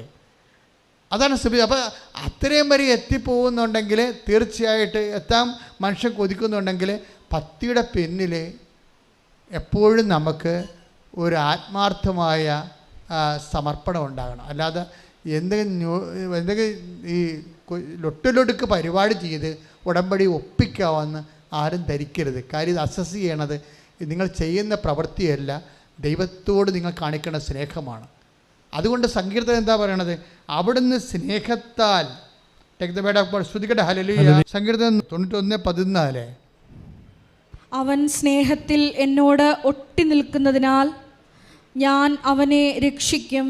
അവൻ എൻ്റെ നാമം അറിയുന്നതുകൊണ്ട് ഞാൻ അവനെ സംരക്ഷിക്കും. അതായത് ഈ നമ്മൾ ആദ്യം കണ്ട എന്താണ്? ആദ്യം കണ്ട വചനത്തിലുണ്ടായിരുന്നത് ഭക്തിയാണ്. 111:4 നമ്മൾ കണ്ടത് എന്താണ്? തന്റെ ഭക്തർക്ക് അവിടുന്ന് ആഹാരം നൽകുന്നു. തന്റെ ഭക്തർക്ക് അവിടുന്ന് ജീവിതമാർഗം നൽകുന്നു. അവിടുന്ന് തന്റെ ഉടമ്പടിയെ എപ്പോഴും അനുസ്മരിക്കുന്നു. അവിടുന്ന് തന്റെ ഉടമ്പടിയെ എപ്പോഴും അനുസ്മരിക്കുന്നു. അപ്പോൾ ഭക്തർക്ക് ജീവിതമാർഗം നൽകുന്നതിൻ്റെ ബേസ്മെൻ്റ് എന്ന് പറയണത്, അടിസ്ഥാനം എന്താണ്? ദൈവം നമ്മുടെ ഉടമ്പടി അനുസ്മരിക്കുന്നത് കൊണ്ടാണ്. അപ്പോൾ ദൈവം നമ്മുടെ ഉടമ്പടി അനുസ്മരിക്കണം. പിടികിട്ടിയ? ദൈവം നമ്മുടെ നിങ്ങൾ ദൈവത്തോട് ചെയ്ത ഉടമ്പടിയെ ദൈവം അനുസ്മരിക്കണം. ദൈവം അനുസ്മരിക്കണമെങ്കിൽ എന്ത് ചെയ്യണം? നിങ്ങൾക്ക് ആ ഭക്തി എന്ന് പറഞ്ഞ ഒട്ടലില്ലേ, അതെന്തുകൊണ്ടാണ് ഒട്ടണത്? ദൈവസ്നേഹത്താലാണ് ഒട്ടണത്. 91 സങ്കീർത്തനം അതല്ലേ പറയണത്? 91:14 അല്ലേ? അവൻ സ്നേഹത്തിൽ എന്നോട് ഒട്ടി നിൽക്കുന്നതിനാൽ, അവിടുന്ന് സ്നേഹത്തിൽ എന്നോട് ഒട്ടി നിൽക്കുന്നതിനാൽ ഞാൻ അവനെ രക്ഷിക്കും. അവൻ എൻ്റെ നാമം. അപ്പോഴേ ഒട്ടി നിൽക്കുമ്പോഴേ രക്ഷിക്കുക മാത്രമല്ല, ദൈവം നമ്മുടെ ഉടമ്പടി അനുസ്മരിക്കും. അവിടുന്ന് സ്നേഹത്തിൽ നമ്മൾ ദൈവത്തോട് ഒട്ടി നിൽക്കുകയാണെങ്കിൽ ഉടമ്പടി അനുസ്മരിക്കും. ഉടമ്പടി അനുസ്മരിച്ചാൽ മതി. കാര്യം ദൈവം നമ്മളൊന്ന് ഓർത്താൽ മതി. നമുക്ക് ഈ അനുഗ്രഹം വരുന്നതിൻ്റെ സോഴ്സ്, ഇപ്പോൾ ആൻ്റണി പാടിയില്ലേ, വരുന്നുണ്ട് നിൻ്റെ അനുഗ്രഹം വരുന്നുണ്ട്, ആഹാരം വരുന്നുണ്ടെന്നൊക്കെ പറയണത് എന്തുകൊണ്ടാണ്? ദൈവത്തിനെ സംബന്ധിച്ചിടത്തോളം ഭക്തി, വിശ്വാസം, സ്നേഹം എല്ലാം വർക്കൗട്ട് ചെയ്യണത് ഒറ്റ ആപ്പിലാണ്, സിംഗിൾ മെമ്മറിയാണ്. അത് കുർബാന പോലും മെമ്മറി ആക്കി കളഞ്ഞതിൻ്റെ കാരണം അതാണ്. നിൻ്റെ സ്നേഹം ദൈവം അനുഭവിക്കുന്നത് നീ ദൈവത്തെക്കുറിച്ച് ഓർക്കുമ്പോഴാണ്. ദൈവത്തിൻ്റെ സ്നേഹം നീ അനുഭവിക്കുന്നതും നീ ദൈവത്തെക്കുറിച്ച് ഭക്തിയോടെ ഓർക്കുമ്പോഴാണ്. ഓർമ്മയാണ് ഇതിൻ്റെ ബേസ്മെൻ്റ് എല്ലാം. When we lost your memory, you lost your faith and your God. അതാണ് സത്യം. എന്നെങ്കിലും നീ ദൈവത്തിനെക്കുറിച്ചുള്ള ഓർമ്മ നിനക്ക് നഷ്ടമായാൽ അവിടെ വെച്ച് നീ ഭക്തയല്ലാതായി മാറും, ഭക്തനല്ലാതായി മാറും. പ്രാർത്ഥിക്കുക, കർത്താവായ ദൈവമേ, അങ്ങയെക്കുറിച്ച് സ്നേഹത്തോടെ ഓർക്കുവാൻ, ആവശ്യമായ അഭിഷേകം എനിക്ക് നൽകണമേ. അതാണ് അച്ഛൻ ആദ്യമേ പറഞ്ഞത്. മക്കളെ, ഏറ്റവും വലിയ പുണ്യമെന്ന് പറയുന്നത് ഓർമ്മയാണ്. ദൈവത്തെക്കുറിച്ച് ഓർക്കുമ്പോഴുണ്ടാകുന്ന ദൈവത്തെക്കുറിച്ച് നമ്മുടെ ജീവിത അവസ്ഥകളെ അടിസ്ഥാനപ്പെടുത്താതെ തന്നെ ദൈവത്തിന് വേണ്ടി മാത്രം ഓർക്കുക കഴിഞ്ഞാൽ നീ കറക്റ്റ് ദൈവപൈതലാകും. കാര്യം ഇതൊരു ഓർമ്മയിലാണ് നീയും ദൈവവും തമ്മിലുള്ള റിലേഷൻസ് വർക്കൗട്ട് ചെയ്യണത്. ഓർമ്മയുടെ അടിസ്ഥാനത്തിലാണ്. അതുകൊണ്ടാണ് ജീസസ് പറഞ്ഞത്, do this in memory of me. ഇതെൻ്റെ ഓർമ്മയ്ക്കായി ചെയ്യുവേൻ. ഇത് ഓർക്കുമ്പോഴെല്ലാം നമുക്ക് ചുമ്മാ ഇങ്ങനെ അപ്പം മുറിച്ച് ഓർക്കാൻ പറ്റത്തില്ല. അപ്പം മുറിക്കുമ്പോഴെല്ലാം നിങ്ങൾ ഓർക്കേണ്ടത്, take the word of God, saint Paul reference, ശ്രദ്ധിക്കേണ്ടത് ഇത് ചെയ്യുമ്പോഴെല്ലാം അവൻ്റെ പീഡാനുഭവത്തെക്കുറിച്ച് ഓർക്കുന്നു, അവൻ്റെ തിരുമരണത്തെക്കുറിച്ച് ഓർക്കുന്നു. ശ്രദ്ധിക്കട്ടെ. ഹല്ലേലൂയ. 1 കൊരിന്ത്യർ 11:26. നിങ്ങൾ ഈ അപ്പം ഭക്ഷിക്കുകയും എന്ന് പറഞ്ഞാൽ നിങ്ങൾ ഈ അപ്പം ഭക്ഷിക്കുകയും ഈ പാത്രത്തിൽ നിന്ന് പാനം ചെയ്യുകയും ചെയ്യുമ്പോഴെല്ലാം കർത്താവിന്റെ മരണം അവന്റെ പ്രത്യാഗമനം വരെ പ്രഖ്യാപിക്കുകയാണ് ചെയ്യുന്നത്. ഇതാണ് അവസ്ഥ. അതായത് ഇത് നിങ്ങൾ അവൻ്റെ അപ്പം അവൻ്റെ നാമത്തിലെ മുറിച്ച് കഴിയുമ്പോൾ നമ്മൾ എന്താ ഓർക്കേണ്ടത്? കർത്താവിൻ്റെ മരണമാണ് ഓർക്കുന്നത്. എന്നുവരെ ഓർക്കും? അവൻ്റെ പ്രത്യാഗമനം വരെ ഓർക്കും ഇവിടെ. അതുകൊണ്ടാണ് മാസിനേക്കാൾ കുർബാനയേക്കാൾ വലിയതൊന്നും ദൈവത്തിന് സ്ഥാപിക്കാൻ പറ്റത്തില്ല എന്ന് വിശുദ്ധമാർ പറയണത്. അതാണ് കുർബാന സ്ഥാപിക്കുന്നതിനേക്കാൾ വലുത്. കാര്യം അത് ഓർമ്മയുടെ ഏറ്റവും സൊഫിസ്റ്റിക്കേറ്റഡ് ആയിട്ടുള്ള, ഏറ്റവും റിഫൈൻഡ് ആയിട്ടുള്ള, ദൈവത്തെ നമുക്ക് ഓർക്കാനും നമുക്ക് ദൈവത്തെ ഓർക്കാനും ദൈവസ്നേഹത്തിലും ദൈവത്തിന് നമ്മളുടെ സ്നേഹത്തിൽ നിറയാനും നമുക്ക് ദൈവത്തോടെ സ്നേഹത്തിൽ നിറയാനും. അത് തന്നെ ഇവിടെ എഴുതിയിരിക്കുന്നത് എന്താണ്? അവിടുന്ന് നമ്മൾക്ക് എന്തുകൊണ്ടാണ് ഈ ഭക്തനെ അനുസ്മരിക്കാൻ കാരണം എന്താണ്? 91:11 വായിച്ചത് 91 നമ്മൾ ആദ്യം അതായത് അവിടുന്ന് തൻ്റെ സ്നേഹത്താൽ തൻ്റെ ഭക്തർക്ക് അവിടുന്ന് ആഹാരം നൽകുന്നു, അവിടുന്ന് തൻ്റെ ഉടമ്പടിയെ എപ്പോഴും അനുസ്മരിക്കുന്നു. ഇതാണ് പ്രശ്നം. ഈ അനുസ്മരണം എന്ന് പറഞ്ഞൊരു സംഭവമാണ് ആധ്യാത്മികതയുടെ ആൽഫയും ഒമേഗയും. എന്താ പ്രശ്നം വെച്ച് കഴിഞ്ഞാൽ ഇതൊരു ഓർമ്മയാണ്. കാര്യം ദൈവം നമ്മളെ ഓർക്കുന്നു. ഉടമ്പടിയെ പോലെ ദൈവത്തെ ദൈവത്തിന് നമ്മളെ ഓർക്കാൻ പറ്റിയ ഒരു സംവിധാനമില്ല. നിങ്ങൾ ചോദിക്കുമ്പോൾ ഞങ്ങൾക്ക് IELTS പാസ്സാകണം, അതുപോലെ എന്തെങ്കിലും വസ്തു വിൽക്കണം എന്നൊക്കെ പറഞ്ഞുകൊണ്ട് എഴുതിപ്പോണ്ടല്ലേ, അതല്ല സംഭവം. It's A bilateral agreement. എന്ന് വെച്ചാൽ മനുഷ്യരാശിക്ക് ദൈവത്തിന് നമ്മളെ ഓർക്കാനും നമ്മൾക്ക് ദൈവത്തെ ഓർക്കാനും അതുവഴി ദൈവം നമ്മളുടെ സ്നേഹത്താൽ നിറയാനും നിറഞ്ഞ് നമ്മളെ തണുക്കെ അനുഗ്രഹിക്കാനും ഒക്കെയുള്ള ഒരു മെക്കാനിസം എന്ന് പറയുന്നത് ഓർമ്മയാണ്. അതിൻ്റെ പ്രശ്നം ആ ഓർമ്മ, അതാണ് ആ ഓർമ്മയെക്കുറിച്ചാണ് 111:4 പറയണത്. എന്താണ്? അവിടുന്ന് തൻ്റെ ഭക്തർക്ക് ആഹാരം ജീവിതമാർഗം നൽകുന്നു. പിന്നെ എന്താണ്? അവിടുന്ന് തൻ്റെ ഉടമ്പടിയെ എപ്പോഴും അനുസ്മരിക്കുന്നു. അപ്പം അനുസ്മരിക്കുക എന്ന് വെച്ചാൽ നമ്മൾ ഉടമ്പടിയെ ദൈവം അനുസ്മരിക്കണമെന്നുണ്ടെങ്കിൽ നമുക്ക് അതിന് തക്ക ദൈവസ്നേഹം ഉണ്ടാകണം. കാര്യം എന്താണ്? ഭക്തിയല്ലേ, ഭക്തർക്കല്ലേ, ഭക്തരുടെ ഉടമ്പടിയല്ലേ അനുസ്മരിക്കണത്, അല്ലേ? ദൈവം ഭക്തരുടെ ഉടമ്പടിയാണ് അനുസ്മരിക്കണം. ഭക്തി എന്ന് പറഞ്ഞാൽ എന്താണ്? അതിൻ്റെ ബേസിക് എന്താണ്? ദൈവസ്നേഹമാണ്.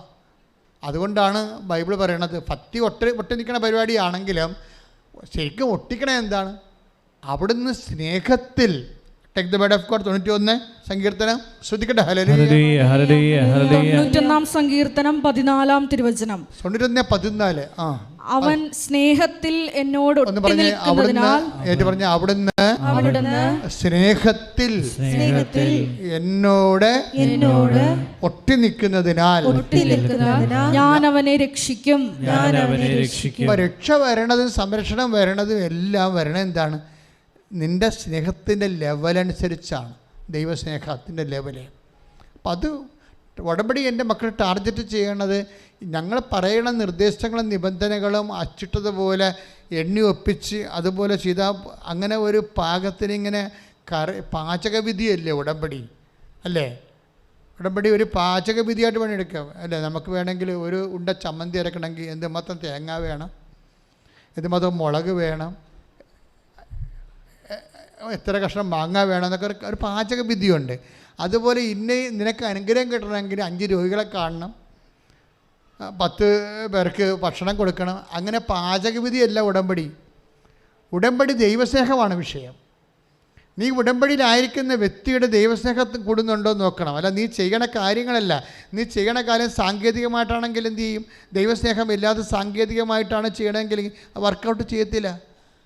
അത് ഒന്ന് കുറേ ദിവസം പറയുന്നില്ല. നീ മാലാഖമാരുടെ ഭാഷയെ സംസാരിച്ചാൽ പോലും സ്നേഹമില്ലെങ്കിൽ അതൊക്കെ ശൂന്യം. ശ്രദ്ധിക്കട്ടെ. ഹല്ലേലൂയ. Take the word of God. ഹല്ലേലൂയ ഹല്ലേലൂയ ഹല്ലേലൂയ ഹല്ലേലൂയ ഹല്ലേലൂയ. യേശുവേ ആരാധന, യേശുവേ നന്ദി, യേശുവേ നന്ദി, യേശുവേ മഹത്വം.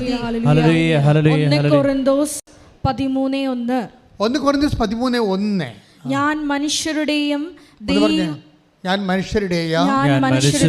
ദൈവദൂതന്മാരുടെയും ഭാഷകളിൽ സംസാരിച്ചാലും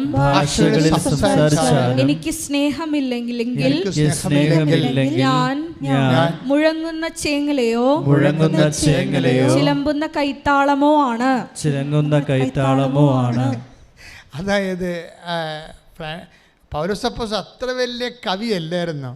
കാര്യം മുഴങ്ങുന്ന ചേങ്ങലക്കും ചിലമ്പിനുമൊക്കെ ഒരു താളമുണ്ട്. പക്ഷേ ശരിക്കും പറഞ്ഞാൽ ആ താളം പോലും ഉണ്ടാകത്തില്ല സ്നേഹമില്ലെങ്കിലും അദ്ദേഹം നമ്മുടെ ഭാഷകളെല്ലാം നമുക്ക് കമ്മ്യൂണിക്കബിൾ പോലും ആകാതെ ഇരിക്കുമെന്നാണ് പറയണത്. പക്ഷേ അതിനേക്കാൾ ഗതികേടാണ് ശരിക്കും പറഞ്ഞാൽ. അതുകൊണ്ട് എൻ്റെ മക്കൾ ചെയ്യണത് സ്നേഹരാഹിത്യമായിട്ടുള്ള എന്തെങ്കിലും ബേസ്മെൻ്റ് ഉണ്ടോ എന്ന് നോക്കണം. കാര്യം ഇതെല്ലാം ചെയ്യണമെങ്കിൽ സ്നേഹം വേണം. ആരോട് വേണം? ദൈവത്തോട് വേണം. ദൈവത്തോട് സ്നേഹമില്ലാതെ നിനക്ക് ആശുപത്രി പോകാനൊന്നും രോഗികളെ കാണാൻ പറ്റത്തില്ല. ദൈവത്തോട് സ്നേഹമില്ലാതെ നിനക്ക് ഒരു ബന്ധവും സ്വന്തമല്ലാത്ത ആൾക്കാരെ വിളിച്ചിരുത്തി പഠിക്കാൻ. ഇപ്പം ഞാൻ ചില പ്രശ്നത്തിൽ പറഞ്ഞു, ട്യൂഷൻ പഠിപ്പിക്കാൻ പറ്റുന്നവരിപ്പോൾ ഈ വെക്കേഷൻ ടൈമാണ്. എല്ലാവരും തന്നെ ഇംഗ്ലീഷിനും കണക്കിനുമൊക്കെ കുറവുള്ള ആൾക്കാരാണ് പിള്ളേർക്ക് നല്ല വിദ്യാഭ്യാസം കിട്ടണില്ല. അപ്പോൾ അതുകൊണ്ട് തന്നെ അവർക്കൊരു സെൻറ്റൻസ് പോലും എഴുതാൻ അറിയാൻ പാടില്ലാത്ത 10ാം ക്ലാസ്സുകാരെ നമ്മൾ കണ്ടിട്ടുണ്ട്. അപ്പോൾ കുറച്ച് പഠിപ്പുള്ളവർ SLC അതുപോലെ തന്നെ 9ാം ക്ലാസ്സുകാരൊക്കെ വിളിച്ചിരുത്തിയിട്ട് അവർ കിട്ടുന്ന സമയം കൊണ്ട് അവിടെ ഗ്രാമർ ഒന്ന് ചെക്ക് ചെയ്യണം, അവിടെ കണക്കൊന്ന് നോക്കണം. അവർക്ക് ബേസിക്ക് പോയിരിക്കുന്ന ആൾക്കാരാണ്. അപ്പോൾ അവർ 10ാം ക്ലാസ്സിൽ പഠിച്ചാലും ജോലിയൊന്നും കിട്ടത്തില്ല അവർക്ക്. ഗവൺമെൻറ് പിന്നെ ഇരട്ടി ട്യൂട്ടോറിയൽ ഇരട്ടി പണം മുടക്കി പിന്നെ ഇവരെ പഠിപ്പിക്കാതിരിക്കാൻ വേണ്ടി ഗ്രേസ് മാർക്ക് കൊടുത്ത് വിടും. പക്ഷേ ഇവരെന്നാ പറ്റണമെന്ന് വെച്ച് കഴിഞ്ഞാൽ ഗവൺമെൻറ് എന്താ ഉദ്ദേശിക്കുന്നത്? അതായത് സ്കിൽഫുൾ അല്ലാത്ത കുറച്ച് തൊഴിലാളികളെ അടുത്ത തലമുറ സൃഷ്ടിക്കാൻ പറ്റുന്ന വിദ്യാഭ്യാസമാണ് ചില സമയത്ത് ഈ ഓൾ പ്രൊമോഷൻ കൊണ്ട് ഉണ്ടാകുന്നത്. ഗവൺമെൻറ് അതേ പറ്റത്തുള്ളൂ. ഞാൻ ഗവൺമെൻറ്റിനെ കുറ്റം പറയുകയല്ല. പക്ഷേ അതേസമയം തന്നെ ഇങ്ങനെ ഷെഡ് ഔട്ട്സുകളുടെ എണ്ണം കൂടുന്നുണ്ട്. അതേസമയം തന്നെ 9ാം ക്ലാസ് വരെ ചെന്നിട്ടും ബേസിക്സ് കിട്ടാത്തവരുണ്ട്. അവരെ നിങ്ങൾ വിളിച്ചിരുത്തി ജാതി മതവും നോക്കാതെ അവരുടെ ബേസിക്സ് കറക്റ്റ് ചെയ്യണം. ഗ്രാമർ ആയാലും ഇംഗ്ലീഷ് ആയാലും കണക്കായാലും ഒന്ന് നോക്കണം. ഗ്രാമർ, ഇംഗ്ലീഷ്, കണക്ക് ഒന്ന് നോക്കിയിട്ട് കാര്യം അവർക്ക് ട്യൂഷൻ പൈസ കൊടുത്ത് ട്യൂഷൻ ചെയ്യാൻ ഉള്ള മാർഗമില്ലാത്തവരെ നോക്കണം. അത് ഉടമ്പടിയുടെ ഒരു ഭാഗമാകണം. പക്ഷേ അത് നിങ്ങൾ ദൈവസ്നേഹത്താൽ ചെയ്യണം. ദൈവസ്നേഹത്തെ ചെയ്തില്ലെങ്കിലുള്ള കുഴപ്പമെന്ന് വെച്ച് കഴിഞ്ഞാൽ പിന്നെ സമുദായ സ്നേഹമാണ് ഉള്ളത്. കേരളത്തിൻ്റെ കാര്യം പറയുക, ഒരു മനുഷ്യൻ ദൈവസ്നേഹത്തെ ഇപ്പം നമ്മൾ ജാതി മാറണം, ജാതി ഉണ്ടാവരുത്, മതം ഉണ്ടാവരുതെന്നൊക്കെ പറഞ്ഞാലും ഇത് ഒരു പറയുന്ന ആൾക്കാർ അതിനൊക്കെ വലിയ ജാതി കളിക്കുന്ന ആൾക്കാരാണ്. പക്ഷെ ഒരു കാര്യം ക്രിസ്തുവിനെ സംബന്ധിച്ചിടത്തോളം ഒരു കാര്യമേ പറഞ്ഞിട്ടുള്ളൂ, ജാതി മതം ഇങ്ങനെയുള്ള സംഭവങ്ങൾക്ക് അതിജീവിക്കണമെന്ന് പറയുമ്പോൾ ഇപ്പോൾ കുറേ അങ്ങോട്ടും ഇങ്ങോട്ടും ഇപ്പം ചില പറയും ഇവിടെ ഇപ്പോൾ കാസ്റ്റുമാർ കല്യാണം കഴിക്കുന്നവർക്ക് ഗവൺമെൻറ് കാശ് കൊടുക്കണില്ലേ? കാസ്റ്റുമാർ കല്യാണം കഴിക്കുന്നവർക്ക് അല്ലേ, 2 കാസ്റ്റിൽ എതിർ കാസ്റ്റിൽ കല്യാണം കഴിക്കുന്നവർക്ക് കാശ് കൊടുക്കുന്നുണ്ട്. അപ്പോൾ അതുകൊണ്ട് കാസ്റ്റ് സിസ്റ്റം മാറുമെന്നാണ് ഇവർ പറയണത്. ആര് മാറാൻ? ഒരിക്കലും മാറത്തില്ല. കാരണം ഇത് ജാതി എന്നല്ല, ജനിതകമല്ലേ, ജനറ്റിക്കല്ലേ ഇത് സാധനം, ബ്ലഡിൽ കിടക്കുന്ന സാധനമല്ലേ ഇത്. ജാത്യ ഗുണം തൂത്താ പോവുക. ഇതിൻ്റെ അകത്തുള്ളത് ജനറ്റിക്കൽ കേസാണിത്. ഇത് കുറേ വർഷങ്ങൾ. അതുകൊണ്ടാണ് ഈശോ എന്നാ പറഞ്ഞറിയോ, ലവ് ലെവൽ കൂട്ടണം. ലെവൽ നോക്കി കഴിഞ്ഞാൽ അപ്പം പിന്നെ ജാതി മതം നോക്കത്തില്ല. ഈശ്വരൻ്റെ വിശ്വാസത്തെ ചിലപ്പോൾ അത് നോക്കും, ബാക്കി ഭൗതിക കാര്യങ്ങൾക്കൊന്നും നോക്കത്തില്ല. ഈശ്വരവിശ്വാസം നിത്യതയുമായിട്ട് ബന്ധപ്പെട്ടാണ്. നിത്യത വീട്ടിക്കൊണ്ട് നമ്മൾ ഒരു കളിയും കളിക്കാൻ പറ്റത്തില്ല. കാര്യം നിത്യതയ്ക്ക് വേണ്ടി ക്രൂശിക്കപ്പെട്ട് രക്തം ചിന്തി ജീവൻ ചൊരിഞ്ഞവനാണ് നമുക്ക് നിത്യജീവൻ നൽകേണ്ടത്. ആ നിത്യജീവൻ നഷ്ടപ്പെടുത്തിക്കൊണ്ട് ഒരു വിശ്വാസിക്ക് ഒരിക്കലും ഒന്നും ചെയ്യാൻ പറ്റത്തില്ല. പക്ഷേ ഞാൻ സംസാരിക്കുന്ന വിഷയം വിദ്യാഭ്യാസമാണ്, നിത്യതയല്ല. അനുദിന ജീവിതത്തിലെ ഭൗതിക ജീവിത സാഹചര്യങ്ങളാണ്. ഭൗതിക ജീവിത സാഹചര്യങ്ങളുടെ കൊടുക്കലും മെഡിക്കലും ഒക്കെ വരണതെല്ലാം ഒരു മനുഷ്യൻ്റെ സ്നേഹ ലെവൽ കൂടുമ്പോഴാണ്. അതുകൊണ്ട് ഈശോ എന്നാ ചെയ്യുന്നറിയാവോ, ഞാനാണെന്ന് എന്നെ നിങ്ങൾ സ്നേഹിക്കണം. എന്തിനാണെന്നറിയാവോ, എന്നെ നിങ്ങൾ എല്ലാത്തേക്കാളും ഉപരി ദൈവത്തെ സ്നേഹിക്കണമെന്ന് പറഞ്ഞില്ലേ? അതെന്തിനാണ് അങ്ങനെ പറഞ്ഞിരിക്കണത്? എന്തിനാണ്? എല്ലാത്തിനേക്കാൾ ഉപരി നമ്മൾ ദൈവത്തെ സ്നേഹിച്ചു കഴിഞ്ഞാൽ ദൈവത്തിനെ സ്നേഹിക്കുന്ന പോലെ തന്നെ നമുക്ക് മനുഷ്യരെ സ്നേഹിക്കാം, ജാതി മതം നോക്കാതെ. അതുകൊണ്ട് എന്ത് പറഞ്ഞു, ഞാൻ രോഗിയാണെന്നല്ലേ ഈശോ പറഞ്ഞത് അല്ലേ? Take the word of God. സ്തുതിക്കട്ടെ, ഹല്ലേലൂയ. മത്തായി 25:36. ഞാൻ നഗ്നനായിരുന്നു, നിങ്ങൾ എന്നെ ഉടുപ്പിച്ചു. പറഞ്ഞു, ഞാൻ നഗ്നനായിരുന്നു, നിങ്ങൾ എന്നെ ഉടുപ്പിച്ചു. ഞാൻ രോഗിയായിരുന്നു, നിങ്ങൾ എന്നെ സന്ദർശിച്ചു. അപ്പൊ രോഗിയെ കാണുമ്പോൾ ആരായിട്ട് കാണണമെന്നാ പറയണത്? ക്രിസ്തുവായിട്ട് കാണണമെന്നാ പറയണത്. മനസ്സിലായില്ലേ? അതാണ് വിഷയം. എല്ലാത്തിനേക്കാളും ഉപരി ക്രിസ്തുവിനെ സ്നേഹിക്കാൻ പറഞ്ഞു കഴിഞ്ഞാൽ നമുക്ക് ദൈവസ്നേഹം വർദ്ധിക്കുന്ന അനുസരിച്ച് കൊണ്ട് പിന്നെ എന്താ വരണത്? അത് നേരെ തിരിച്ചു വരും. എങ്ങനെ തിരിച്ചു വരും? നമ്മൾ രോഗിനെ കാണുമ്പോൾ നമ്മൾ എല്ലാത്തിനേക്കാളും ഉപരി ക്രിസ്തുവിനെ സ്നേഹിക്കുമ്പോൾ ആ എല്ലാത്തിനേക്കാളും ഉപരി ക്രിസ്തുവിന് കൊടുക്കുന്ന സ്നേഹം ആർക്ക് കൊടുക്കും? ഞാൻ ക്രിസ്തുവിനെ രോഗിയായിട്ട് കാണുമ്പോൾ നമ്മൾ എന്ത് ചെയ്യും? ഇപ്പോൾ രോഗിനെ ക്രിസ്തുവായിട്ട് കാണുമ്പോൾ എന്ത് ചെയ്യും? നമ്മളെല്ലാത്തിനേക്കാളും ഉപരി ക്രിസ്തുവിനെ സ്നേഹിക്കുന്നു. ആ സ്നേഹം തന്നെ ക്രിസ്തുവിന് കൊടുക്കുന്ന ആ ബഹുമാനവും ആദരവും സ്നേഹവും നമ്മൾ ആർക്ക് കൊടുക്കും? രോഗികൾക്ക് കൊടുക്കും. മനസ്സിലായ? അവരെന്ത് ജാതിയായാലും എന്ത് അവസ്ഥയായാലും ആ ദൈവത്തിന് കൊടുക്കുന്ന അതേ നിലവാരം ആ രോഗികൾക്ക് കൊടുക്കും. ഇത് സുഖമാണ് സുവിശേഷത്തിൻ്റെ കാഴ്ചപ്പാട്. ആരെയും തല്ലാനും കൊല്ലാനും ഒന്നും പറയണില്ല.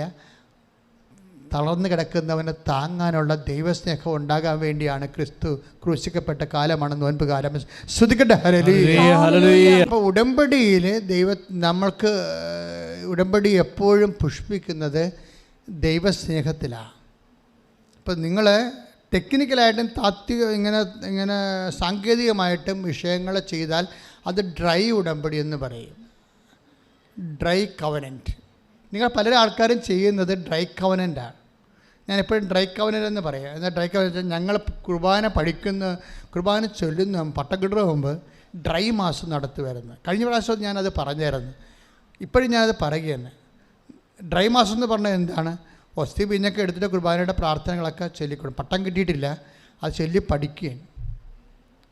അതുകൊണ്ട് എന്താ പറ്റും? നമ്മൾ എത്ര വാഴ്ത്തിയാലും ഈ ഗോതമ്പപ്പം ഈശോയുടെ ശരീരമായി മാറത്തില്ല. ചിലർ എത്ര ഉടമ്പടി രോഗികളെ കണ്ടാലും ദൈവസ്നേഹം വർക്കൗട്ട് ചെയ്യത്തില്ല. ഡ്രൈ കവനൻ്റാണ്. ദൈവസ്നേഹം ഇല്ലാതെ നിങ്ങൾ എന്ത് ഉടമ്പടി പ്രകാരം ആതുര സേവനങ്ങൾ ചെയ്താലും, കാര്യം ദൈവസ്നേഹം ഉണ്ടെങ്കിൽ അവസരം കാണുമ്പോൾ ദൈവമായിട്ട് തോന്നണം. അതാണ് എൻ്റെ ഭക്തി എന്ന് പറയുന്നത്, അതാണ് ഞാനെന്ന് പറയണത്.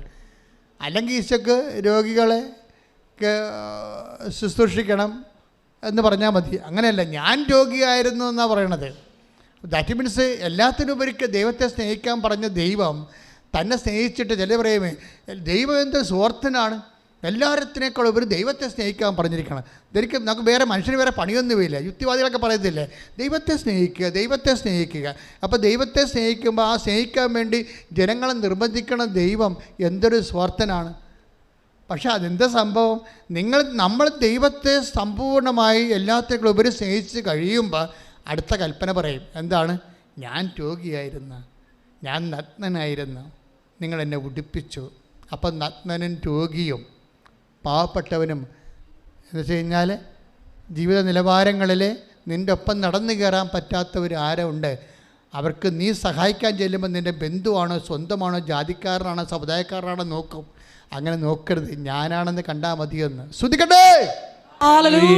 ഇങ്ങനെ തന്നെ കർത്താവ് പറഞ്ഞു, ഞാൻ കർത്താവിൻ്റെ സ്നേഹം എന്താണ്? കർത്താവ് നേരത്തെ പറഞ്ഞിട്ടുണ്ട്, ഞാൻ ജാതിയോ മതമോ ബന്ധുവോ സ്വന്തമോ ഒന്നും നോക്കിയല്ല ആൾക്കാരെ സ്നേഹിക്കണമെന്ന്. അതെന്താ പറയുക? എനിക്ക് ഇഷ്ടമുള്ളവരോട് എനിക്ക് കാരുണ്യം കാണിക്കാവും. അത് ഇഷ്ടത്തിൻ്റെ പേരിലാണ്, ജാതിയുടെ പേരിലല്ല, മതത്തിൻ്റെ പേരിലല്ല, സമുദായത്തിൻ്റെ പേരിലല്ല. ദൈവത്തിൻ്റെ കൃപയും അനുഗ്രഹവും നിനക്ക് ലഭിക്കണത് ദൈവത്തിന് നിന്നോട് ഇഷ്ടം തോന്നുന്നതിൻ്റെ പേരിലാണ്. ഞാൻ പറഞ്ഞ മനസ്സിലാകുന്ന നിങ്ങൾക്ക്, ഈ ഉടമ്പടി എടുത്തിരിക്കുന്ന കക്ഷികളെ നിങ്ങൾക്ക് ഇത് വർക്കൗട്ട് ചെയ്യുമ്പോൾ ദൈവത്തിന് നിങ്ങളോട് ഇഷ്ടം തോന്നുന്നതെന്നാണ് ഈ പറഞ്ഞതിൻ്റെ അർത്ഥം. ക്ലിയർ അല്ലേ? വേറെ ഒന്നും ചിന്തിച്ച് കാളി കയറേണ്ട കാര്യമില്ല. ഞാൻ നിങ്ങളോട് പറഞ്ഞ് ഇത്രയും, അതായത് ഈ ഉടമ്പടി എടുത്തിരിക്കുന്ന കക്ഷികളോട് ദൈവത്തിന് ഇഷ്ടം തോന്നണം. എന്താ കാരണം? ഈ ദൈവസ്നേഹം രൂപപ്പെടുത്തി വന്നാൽ, അത് ഉടമ്പടി ബേസ്മെൻറ്റിലാണല്ലോ ദൈവസ്നേഹം നമ്മളിൽ രൂപപ്പെടുത്തി വരണത്. കാര്യം അത് ഭക്തിയിൽ അടിസ്ഥാനമാണ്. ഭക്തി ദൈവസ്നേഹത്താൽ ഒട്ടുന്ന വിഷയമാണെന്ന് സങ്കീർത്തനം 91:14 പറഞ്ഞില്ലേ? അപ്പോഴേ ഈ ഉടമ്പടിയിൽ ലക്ഷ്യം എന്താണ്? ദൈവസ്നേഹം വർദ്ധിപ്പിക്കുക. അപ്പോഴെന്ത് പറ്റും? നിനക്ക് ദൈവത്തിന് നിന്നോട് ഇഷ്ടം തോന്നും. കാര്യം ദൈവത്തിനെ സംബന്ധിച്ചിടത്തോളം വേറെ ഒരു ഗ്രൗണ്ടുമില്ല. എന്താണ്? എനിക്ക് ഇഷ്ടമുള്ളവരോട് അങ്ങനെ ഒരു വചനമുണ്ട്. എന്താ വചനം? സങ്കീർത്തനം റോമ 9:15 എടുത്തേ. ശ്രദ്ധിക്കട്ടെ.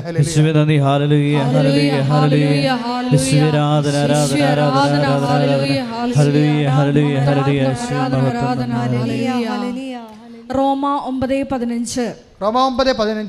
എനിക്ക് ദയ തോന്നുന്നവരോട് ഞാൻ ദയ കാണിക്കും. എനിക്ക് അനുകമ്പ തോന്നുന്നവരോട് അനുകമ്പയും എന്ന് അവിടുന്ന് മോശയോട് അരുളി ചെയ്യുന്നു. അപ്പൊ ഇതാണ് വിഷയം. ഇപ്പം നമ്മൾ ഉടമ്പടി എടുത്തു. ഇനി എന്താണ് ഓപ്ഷൻ? പന്ത് കർത്താവിൻ്റെ കോട്ടിലാണ്. എന്താ ദൈവത്തിൻ്റെ നിലപാടെന്താണ്? എനിക്ക് ദയ തോന്നുന്നവരോട് ഞാൻ ദയ കാണിക്കാം. പിന്നെന്താ പറഞ്ഞിരിക്കണത്? എനിക്ക് അനുകമ്പ തോന്നുന്നവരോട് ഞാൻ അനുകമ്പ തോന്നും. അപ്പോൾ ഇനിയിപ്പോൾ ഇത് ക്വസ്റ്റ്യൻ ഔട്ടായി കഴിഞ്ഞാലേ, ഇനി നമ്മൾ ആൻസർ നമ്മളായി പറയേണ്ടത്. അപ്പോൾ ദൈവത്തിന് നമ്മളോട് ദയ തോന്നാൻ എന്താ ഒരു വഴി? അടുത്ത ചിന്ത അതല്ലേ? ദൈവം ഓപ്പണായിട്ട് പറഞ്ഞിരിക്കണം. എന്താ പറഞ്ഞിരിക്കണത്? എനിക്ക് ഇപ്പോൾ റോമ 9:15 എന്താ പറയണത്? എനിക്ക് ദയ തോന്നുന്നവരോട് ഞാൻ ദയ കാണിക്കും. എനിക്ക് അനുകമ്പ തോന്നുന്നവരോട് ഞാൻ അനുകമ്പ കാണിക്കും. അപ്പോൾ ഇങ്ങനെ നിൽക്കുമ്പോഴേ നമുക്ക് മനസ്സിലാകും ദൈവത്തിൻ്റെ ദയ ദൈവം നമ്മോട് തോന്നണമെങ്കിൽ നമ്മൾ എന്ത് ചെയ്യണം. അപ്പോൾ ക്ലിയറായില്ലേ സംഭവം? ദൈവത്തിൻ്റെ ദയ നമ്മളോട് ഇപ്പം നമുക്ക് ഉടമ്പടി വർക്കൗട്ട് ചെയ്യണം എന്ത് ഗ്രൗണ്ടിലാണ്? Not by merit but by grace. അപ്പോൾ യോഗ്യത കൊണ്ടല്ല, ദയ കൊണ്ടാണ്, അനുകമ്പ കൊണ്ടാണെന്ന് വ്യക്തമല്ലേ? ശോഭയ്ക്ക് കിട്ടിയതും അതുപോലെ അഞ്ചു ആന്റണി കിട്ടിയതും എന്താണ്? അനുകമ്പയും ദയമാണ് കിട്ടിയിരിക്കുന്നത് ഉടമ്പടി വഴി. അങ്ങനെ ദൈവത്തിന് ഉടമ്പടി പ്രകാരം എന്നോട് ദയ തോന്നണമെങ്കിൽ, എന്നോട് അനുകമ്പ തോന്നണമെങ്കിൽ ഞാൻ എന്ത് ചെയ്യണം? കാര്യം എന്താണ്? ദൈവത്തിൻ്റെ സ്റ്റാൻഡിങ് നിലപാട് എന്താണ്? എനിക്ക് ഇഷ്ടമുള്ളവരോട് ഞാൻ അനുകമ്പ തോന്നും. എനിക്ക് ദയ തോന്നുന്നവരോട് ഞാൻ ദയ കാണിക്കും. ഇന്ന പർട്ടിക്കുലർ വ്യക്തിയൊന്നുമില്ല. പിന്നെ നമ്മുടെ ഭാഗത്താണ് ബോൾ വരേണ്ടത്. പിന്നെ എന്ത് ചെയ്യും? ദൈവത്തിൻ്റെ ദയ നമ്മളോട് തോന്നാൻ നമ്മൾ എന്ത് ചെയ്യണം? First question. അടുത്ത ക്വസ്റ്റ്യൻ അതല്ലേ? ഉടമ്പടി വർക്കൗട്ട് ചെയ്യണം. ഇങ്ങനെയാണ്, എന്നോട് ദൈവത്തിന് ദയ തോന്നാൻ ഞാൻ എന്ത് ചെയ്യണം? എന്നോട് എൻ്റെ കുടുംബത്തോട് അനുകമ്പ തോന്നാൻ ഞാൻ എന്ത് ചെയ്യണം? 9:16 വായിച്ച് ശ്രദ്ധിക്കട്ടെ. ഹല്ലേലൂയ. ഹല്ലേലൂയ, ഹല്ലേലൂയ. റോമ 9:16. അതുകൊണ്ട് മനുഷ്യന്റെ ആഗ്രഹമോ പ്രയത്നമോ അല്ല, മനുഷ്യരുടെ ആഗ്രഹമോ പ്രയത്നമോ അല്ല, ദൈവത്തിന്റെ ദയയാണ് എല്ലാറ്റിന്റെയും അടിസ്ഥാനം. അപ്പോൾ നമ്മൾ ആഗ്രഹിച്ചത് കൊണ്ട് ഇത് വർക്കൗട്ട് ചെയ്യത്തില്ല. ഇനി പ്രയത്നിച്ചത് കൊണ്ടും ആ പ്രയത്നത്തിൻ്റെ പിന്നിൽ ഇപ്പം ഞാൻ പറഞ്ഞു സാങ്കേതികമായി പ്രവർത്തിക്കാം. 10 പത്രം മേടിച്ചിട്ട് ഓരോരുത്തരും കൊടുത്ത് അങ്ങനെ പ്രവർത്തിക്കാൻ പറ്റും. രോഗികളെ പോയി കാണാം. അങ്ങനെ സാങ്കേതികമായി നമുക്ക് പ്രവർത്തിക്കാം. അങ്ങനെ അതാണ് ഞാൻ നേരത്തെ പറഞ്ഞുകൊണ്ടിരിക്കുന്നത്. നിങ്ങൾ ദൈവസ്നേഹം ഇല്ലാതെ ഇത് ഇവിടുന്ന് പറഞ്ഞു, കൃപാസനത്തിന് പറഞ്ഞു പത്രം കൊടുക്കാൻ, കൃപാസനത്തിന് പറഞ്ഞു രോഗികളെ കാണാം, അതുകൊണ്ട് ഞാൻ രോഗികളെ കാണാൻ പോവുകയാണ്. ഇങ്ങനെ ആർക്കും ചെയ്യാം. ഇങ്ങനെ വർക്ക് ചെയ്താൽ അത് കാണും. 9:16 വായിച്ചു. റോമ 9:16. റോമ 9:16. അതുകൊണ്ട് മനുഷ്യന്റെ ആഗ്രഹമോ പ്രയത്നമോ അല്ല, അതുകൊണ്ട് മനുഷ്യന്റെ ആഗ്രഹമോ പ്രവർത്തനമോ അല്ല, ദൈവത്തിന്റെ ദയയാണ് എല്ലാറ്റിന്റെയും അടിസ്ഥാനം. ആഗ്രഹിച്ചത് കൊണ്ടോ ഇങ്ങനെ പ്രവർത്തിച്ചത് കൊണ്ടോ ദൈവം അതുപോലെ തിരിച്ച് പ്രവർത്തിക്കണമെന്നല്ല. നമുക്ക് ദയയാണ് പ്രശ്നം. Not by merit but by grace. ഈ കരുണ, അനുകമ്പ എന്ന് പറയുന്നത്, ദയ എന്ന് പറയുന്നത്, ഗ്രേസ് എന്ന് പറയുന്നതും എല്ലാം ഗ്രേസിൻ്റെ ഇഫക്ട്സായിട്ടാണ് ഇതെല്ലാം വരണത്. അപ്പോൾ നമുക്ക് വേണ്ടത്, നമ്മുടെ മെറിറ്റ് നഷ്ടപ്പെടുന്ന അടുത്ത് വെച്ച് നമുക്ക് വേണ്ടത് ദയയാണ് ദൈവത്തിൻ്റെ. അത് ഗ്രേസ് എന്ന് ചില സമയത്ത് പറയും, ചില സമയത്ത് കരുണയെന്ന് പറയും, ചില സമയത്ത് നമ്മൾ ദൈവത്തിൻ്റെ അനുകമ്പയെന്ന് പറയും. എന്താ നമുക്കതാ വേണ്ടത്. അങ്ങനെ വരുന്ന സമയത്ത് നമുക്കതെങ്ങനെ ആർജിക്കാൻ പറ്റുമെന്നാണ് സങ്കീർത്തനം 103:18. ശ്രുതികട്ടെ. ഹല്ലേലൂയ. 103-ാം സങ്കീർത്തനം 17-18 തിരുവചനങ്ങൾ. എന്നാൽ കർത്താവിന്റെ കാരുണ്യം അവിടുത്തെ ഭക്തരുടെ മേൽ എന്നേക്കും ഉണ്ടായിരിക്കും. എന്നാൽ കർത്താവിന്റെ കാരുണ്യം അവിടുത്തെ ഭക്തരുടെ മേൽ എന്നേക്കും ഉണ്ടായിരിക്കും. അവിടുത്തെ നീതി തലമുറകളോളം നിലനിൽക്കും. അവിടുത്തെ ഉടമ്പടി പാലിക്കുന്നവരുടെയും അവിടുത്തെ കൽപ്പനകൾ ശ്രദ്ധാപൂർവം അനുസരിക്കുന്നവരുടെയും മേൽ തന്നെ. ഇപ്പൊ എന്തൊരു പ്രോബ്ലം എന്ന് മനസ്സിലായില്ലേ? അതായത് ദൈവത്തിന്റെ പ്രഖ്യാപിത നിലപാടിൽ നിന്ന്, പ്രഖ്യാപിത നിലപാട് എന്താണ്?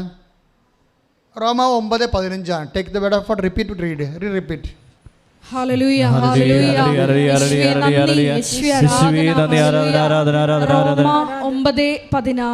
റോമ 9:16. അതുകൊണ്ട് മനുഷ്യന്റെ ആഗ്രഹമോ പ്രയത്നമോ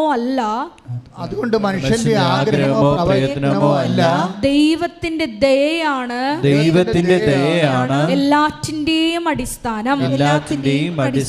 ദയയാണ് അടിസ്ഥാനം. അപ്പോൾ ദയയാണ് അടിസ്ഥാനമെങ്കിൽ ദൈവത്തിൻ്റെ നിലപാടെന്താണ്? 9:15. Roma 9:15. Take up word of God, read it. ഹല്ലേലൂയ, ഹല്ലേലൂയ. റോമ 9:15. എനിക്ക് ദയ തോന്നുന്നവരോട് ഞാൻ ദയ കാണിക്കും. എനിക്ക് ദയ തോന്നുന്നവരോട് ഞാൻ ദയ കാണിക്കും. എനിക്ക് അനുകമ്പ തോന്നുന്നവരോട് അനുകമ്പയും.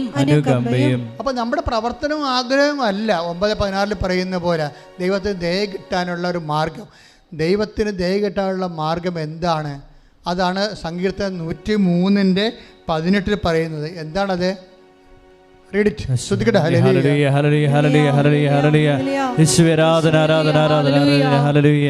സങ്കീർത്തനം 103:17-18. എന്നാൽ കർത്താവിന്റെ കാരുണ്യം അവിടുത്തെ ഭക്തരുടെ മേൽ എന്നേക്കും ഉണ്ടായിരിക്കും. അവിടുത്തെ നീതി തലമുറകളോളം നിലനിൽക്കും. അവിടുത്തെ ഉടമ്പടി പാലിക്കുന്നവരുടെയും അവിടുത്തെ കൽപ്പനകൾ ശ്രദ്ധാപൂർവം അനുസരിക്കുന്നവരുടെയും മേൽ തന്നെ. സങ്കീർത്തനം 103:18 പറയുന്നുണ്ട്. എന്താ പറയണത്? കർത്താവിന് ഇപ്പോൾ റോമ 9:15 അനുസരിച്ച് ദൈവത്തിന് ഇഷ്ടമുള്ളവരോട് കരുണ കാണിക്കുന്നു, ഇഷ്ടമുള്ളവരോട് അനുകമ്പ കാണിക്കുന്നു പറഞ്ഞാലും കർത്താവിൻ്റെ കാരുണ്യം ആ ഇഷ്ടമുള്ളവരുടെ പട്ടികയിൽ ആരാണ് വരുന്നതെന്നാണ് സങ്കീർത്തനം 103:18 വരണത്. ആരാ വരണത്? കർത്താവിൻ്റെ ഇഷ്ടമുള്ളവരുടെ പട്ടികയിലേക്ക് നമ്മൾ വരണത് എങ്ങനെയാണ്? സങ്കീർത്തനം 103:18 അനുസരിച്ചാണ്. ഉടമ്പടി പാലിക്കുന്നവരുടെ മേലെ. ആ ഉടമ്പടി പാലിക്കണത് എങ്ങനെയാണ് പാലിക്കണത്? ആ പാലിക്കണത് സ്നേഹത്തിൽ ഒട്ടി നിന്നുകൊണ്ട് പ്രവർത്തിക്കണമെന്ന് ആ സങ്കീർത്തനം 91 പറയണത്. എന്താണ്? അതായത് നമ്മൾ ഉടമ്പടിയിലാണ് ഒരു മാർഗമുള്ളത്. ദൈവത്തിന് ഇഷ്ടമുള്ളവരോട് സ്നേഹം കാണിക്കുന്നു, ഇഷ്ടമുള്ളവരോട് അനുകമ്പ കാണിക്കുന്നു. പക്ഷേ ദൈവത്തിന് ഇഷ്ടമുള്ളവരായ നമ്മൾ മാറാൻ നിശ്ചയിച്ചിരിക്കുന്ന സംവിധാനം ഉടമ്പടിയാണ്. ഉടമ്പടി തന്നെ വെറുതെയും എടുക്കാം, സാധാരണ ആൾക്കാർ സാങ്കേതികമായിട്ട് എടുക്കാം, വർക്കൗട്ട് ചെയ്യത്തില്ല. അത് വർക്കൗട്ട് ചെയ്യണമെങ്കിൽ എന്ത് ചെയ്യണം? സങ്കീർത്തനം 91 വർക്കൗട്ട് ചെയ്യണം. അതെന്താണ്? അവിടുന്ന് സ്നേഹത്തോടെ എന്നോട് ഒട്ടി നിൽക്കുന്നതിനാൽ ഞാൻ അവനെ രക്ഷിക്കും. Praise the Lord. ദൈവസ്നേഹത്തിലാണ് ഈ വിഷയം നിൽക്കുന്നത്. ആർക്കാണ് തികഞ്ഞ ദൈവസ്നേഹം തോന്നണത്? അവരോട് ദൈവത്തിന് ഇഷ്ടമുണ്ടാകും. ആ ഇഷ്ടത്തിൻ്റെ, ആ ദൈവസ്നേഹത്തിൻ്റെ തീഷ്ണതയും സത്യസന്ധതയും ആഴവും അനുസരിച്ച് കൊണ്ടാണ് ഭക്തി വർദ്ധിക്കുന്നത്. ആ ഭക്തരോട് 2 കാര്യങ്ങളാണ് ദൈവം ചെയ്യണത്. ഒന്ന്, ഭക്തി വർദ്ധിക്കുന്നതനുസരിച്ച് നമ്മൾ ചുണ്ടുകൊണ്ടുള്ള ഭക്തിഗാനങ്ങളും ഭക്തിപ്രാർത്ഥനയും പാരവശ്യങ്ങളൊന്നുമല്ല, സത്യസന്ധമായ ജീവിത സാക്ഷ്യങ്ങളിലൂടെയാണ് നമ്മുടെ ഭക്തി ദൈവസ്നേഹം വർദ്ധിക്കുന്നതനുസരിച്ച് 2 കാര്യങ്ങൾ ഭക്തിയുള്ളവർക്ക് സംഭവിക്കും. എന്ത് സംഭവിക്കും? ഒന്ന്, വലിയ കാര്യങ്ങൾ ചെയ്യും ദൈവം. 2, തലമുറകൾ തോറും ചെയ്യും. Praise the Lord. അതാണ് അമ്മ പറയണത്. സങ്കീർത്തനം അതായത് ലൂക്ക 1:49-50 വായിച്ചോളൂ. ശക്തനായവൻ എനിക്ക് വലിയ കാര്യങ്ങൾ ചെയ്തിരിക്കുന്നു. ഒന്ന് പറഞ്ഞേ. ശക്തനായവൻ എനിക്ക് വലിയ കാര്യങ്ങൾ ചെയ്തിരിക്കുന്നു. അവിടുത്തെ നാമം പരിശുദ്ധമാണ്. അവിടുത്തെ ഭക്തരുടെ മേൽ തലമുറകൾ തോറും അവിടുന്ന് കരുണ വർഷിക്കും. ഈ കരുണ തലമുറ തോറും വർഷിക്കുന്ന ഭക്തരോടാണ്. ഭക്തരെന്ന് പറയണത് ഉടമ്പടി ചെയ്യുന്നവരാണ്. ഉടമ്പടി ചെയ്യുന്നവരെന്ന് പറയണത് കടുത്ത ദൈവസ്നേഹം നിറഞ്ഞ് ദൈവത്തെ എല്ലാത്തിനേക്കാളുപരി സ്നേഹിക്കുന്നവരാണ്. എല്ലാത്തിനേക്കാളുപരി ദൈവത്തെ സ്നേഹിക്കുന്നവരെ ദൈവത്തിൻ്റെ നാമത്തിൽ അതിനേക്കാൾ താഴെയുള്ള നമ്മളെക്കാൾ നമ്മുടെ സഹായവും നമ്മുടെ സാന്നിധ്യവും ആവശ്യമുള്ളവരെ ദൈവസ്നേഹത്താൽ സ്നേഹിക്കുകയും അഭിഷേകം വർദ്ധിപ്പിക്കുകയും ചെയ്യാം. അപ്പോൾ ഇതാണ് ഉടമ്പടിയുടെ ഒരു മെക്കാനിസം എന്ന് പറയണത്. അല്ല വേറെ ഒന്നുമില്ല ഇതിൻ്റെ അകത്ത്. വേറെ ഒന്നുമില്ലെന്നല്ല. ഈ കാലഘട്ടത്തിൽ പറഞ്ഞിട്ട് ഈ ഏറ്റവും പ്രക്ഷുബ്ധമായൊരു കാലഘട്ടത്തിൽ മനുഷ്യൻ ഈ ലോകത്ത് നിരന്തരം എല്ലാ ദിവസവും സാക്ഷ്യം പറയുകയാണ്. എല്ലാ ദിവസവും കൃപാസനത്തിൻ്റെ ഒരു സാക്ഷ്യത്തിന് എന്തുകൊണ്ടാണ് ഇന്നലെ മേഞ്ഞിട്ട സാക്ഷ്യം 1.25 ലക്ഷം പേര് ഉടനെ കണ്ടത്? എന്തുകൊണ്ടാണ്? സാക്ഷ്യം ഇടിപെട്ടായതുകൊണ്ടാണ്. കാര്യം ഉടമ്പടി എന്ന് പറയുമ്പോൾ നിങ്ങൾക്ക് മനസ്സിലായില്ലേ? അത് നിങ്ങൾ പറയുന്നവർ ഒരു പരസ്പര സമ്മതത്തെക്കാൾ ഉപരി അതിൻ്റെ ബയോളജി, അതിൻ്റെ പരിച്ഛേദങ്ങളൊക്കെ, അതിൻ്റെ ആന്തരിക ആത്മീയ ഘടനകളൊക്കെ ആഴമായ കാലഹരണപ്പെടാത്ത ദൈവത്തിൻ്റെ മനസ്സിൻ്റെ വെളിപാടുകളാണ്. അതാണ് ഇക്കാലങ്ങളിൽ നമ്മുടെ ജീവിത അവസ്ഥകളിലേക്ക് ദൈവം നമ്മളെ വെളിപ്പെടുത്തി നമ്മളെ ദൈവം അനുദിനം ഉടമ്പടിയിലൂടെ അനേകം മക്കളെ ശക്തിപ്പെടുത്തിക്കൊണ്ടിരിക്കുന്നത്. അതുകൊണ്ട് ഉടമ്പടി എടുത്തിട്ടുള്ളവരെ, ഇവിടെ തീർത്ഥാടനത്തിൽ ഇരിക്കുന്നവരും ഓൺലൈനിൽ എന്നെ ശ്രവിക്കുന്നവരും ഈ ധ്യാനം എപ്പോഴെല്ലാം എവിടെ ചെയ്യാൻ കൂടുന്നു അപ്പോഴെല്ലാം സത്യാവസ്ഥ മനസ്സിലാക്കി, കോർട്ട് ദി മാറ്റർ, ആന്തരികതയിൽ എന്താണ് ഉടമ്പടി എന്ന് മനസ്സിലാക്കി അതിനെ സത്യസന്ധമായി ബുദ്ധിപരമായി പരിശോധിച്ച് ഹൃദയം കൊണ്ട് ചെയ്ത് സുവിശേഷത്തിൻ്റെ എക്കാലത്തെയും വലിയ സാക്ഷികളായി മാറാൻ നമുക്ക് ശ്രമിക്കാം. പ്രാർത്ഥിക്കുക. കർത്താവായ ദൈവമേ, ഉടമ്പടിയുടെ ആത്മാവറിഞ്ഞ ദൈവത്തിന്റെ ഹൃദയം വിവേചിച്ച് സുവിശേഷത്തിന്റെ ജ്വലിക്കുന്ന സാക്ഷികളായി മാറാൻ ഞങ്ങളെ ഈ ആരാധനയിൽ അഭിഷേകം ചെയ്യണമേ. ഉടമ്പടിയിൽ വെച്ചിരിക്കുന്ന വിഷയങ്ങളെക്കാൾ ഏറ്റവും വലുതാണ് ദൈവവും ഞാനുമായിട്ടുള്ള സ്നേഹബന്ധം. എന്നെ സത്യം തിരിച്ചറിഞ്ഞ ദൈവത്തിൽ അഭയം പ്രാപിക്കാൻ, ദൈവത്തിൽ അഭയം പ്രാപിക്കാൻ, ജീവിക്കാൻ, ദൈവത്തിന്റെ കൂടെ ജീവിക്കുവാൻ പരിശുദ്ധ അമ്മയുടെ മാധ്യസ്ഥത്തിലെ ഈശോയുടെ നാമത്തിൽ പ്രാർത്ഥിക്കുന്ന പരമപിതാവേ, മഹത്വം ഉണ്ടായിരിക്കട്ടെ. ഹല്ലേലൂയ. യേശുവേ നന്ദി.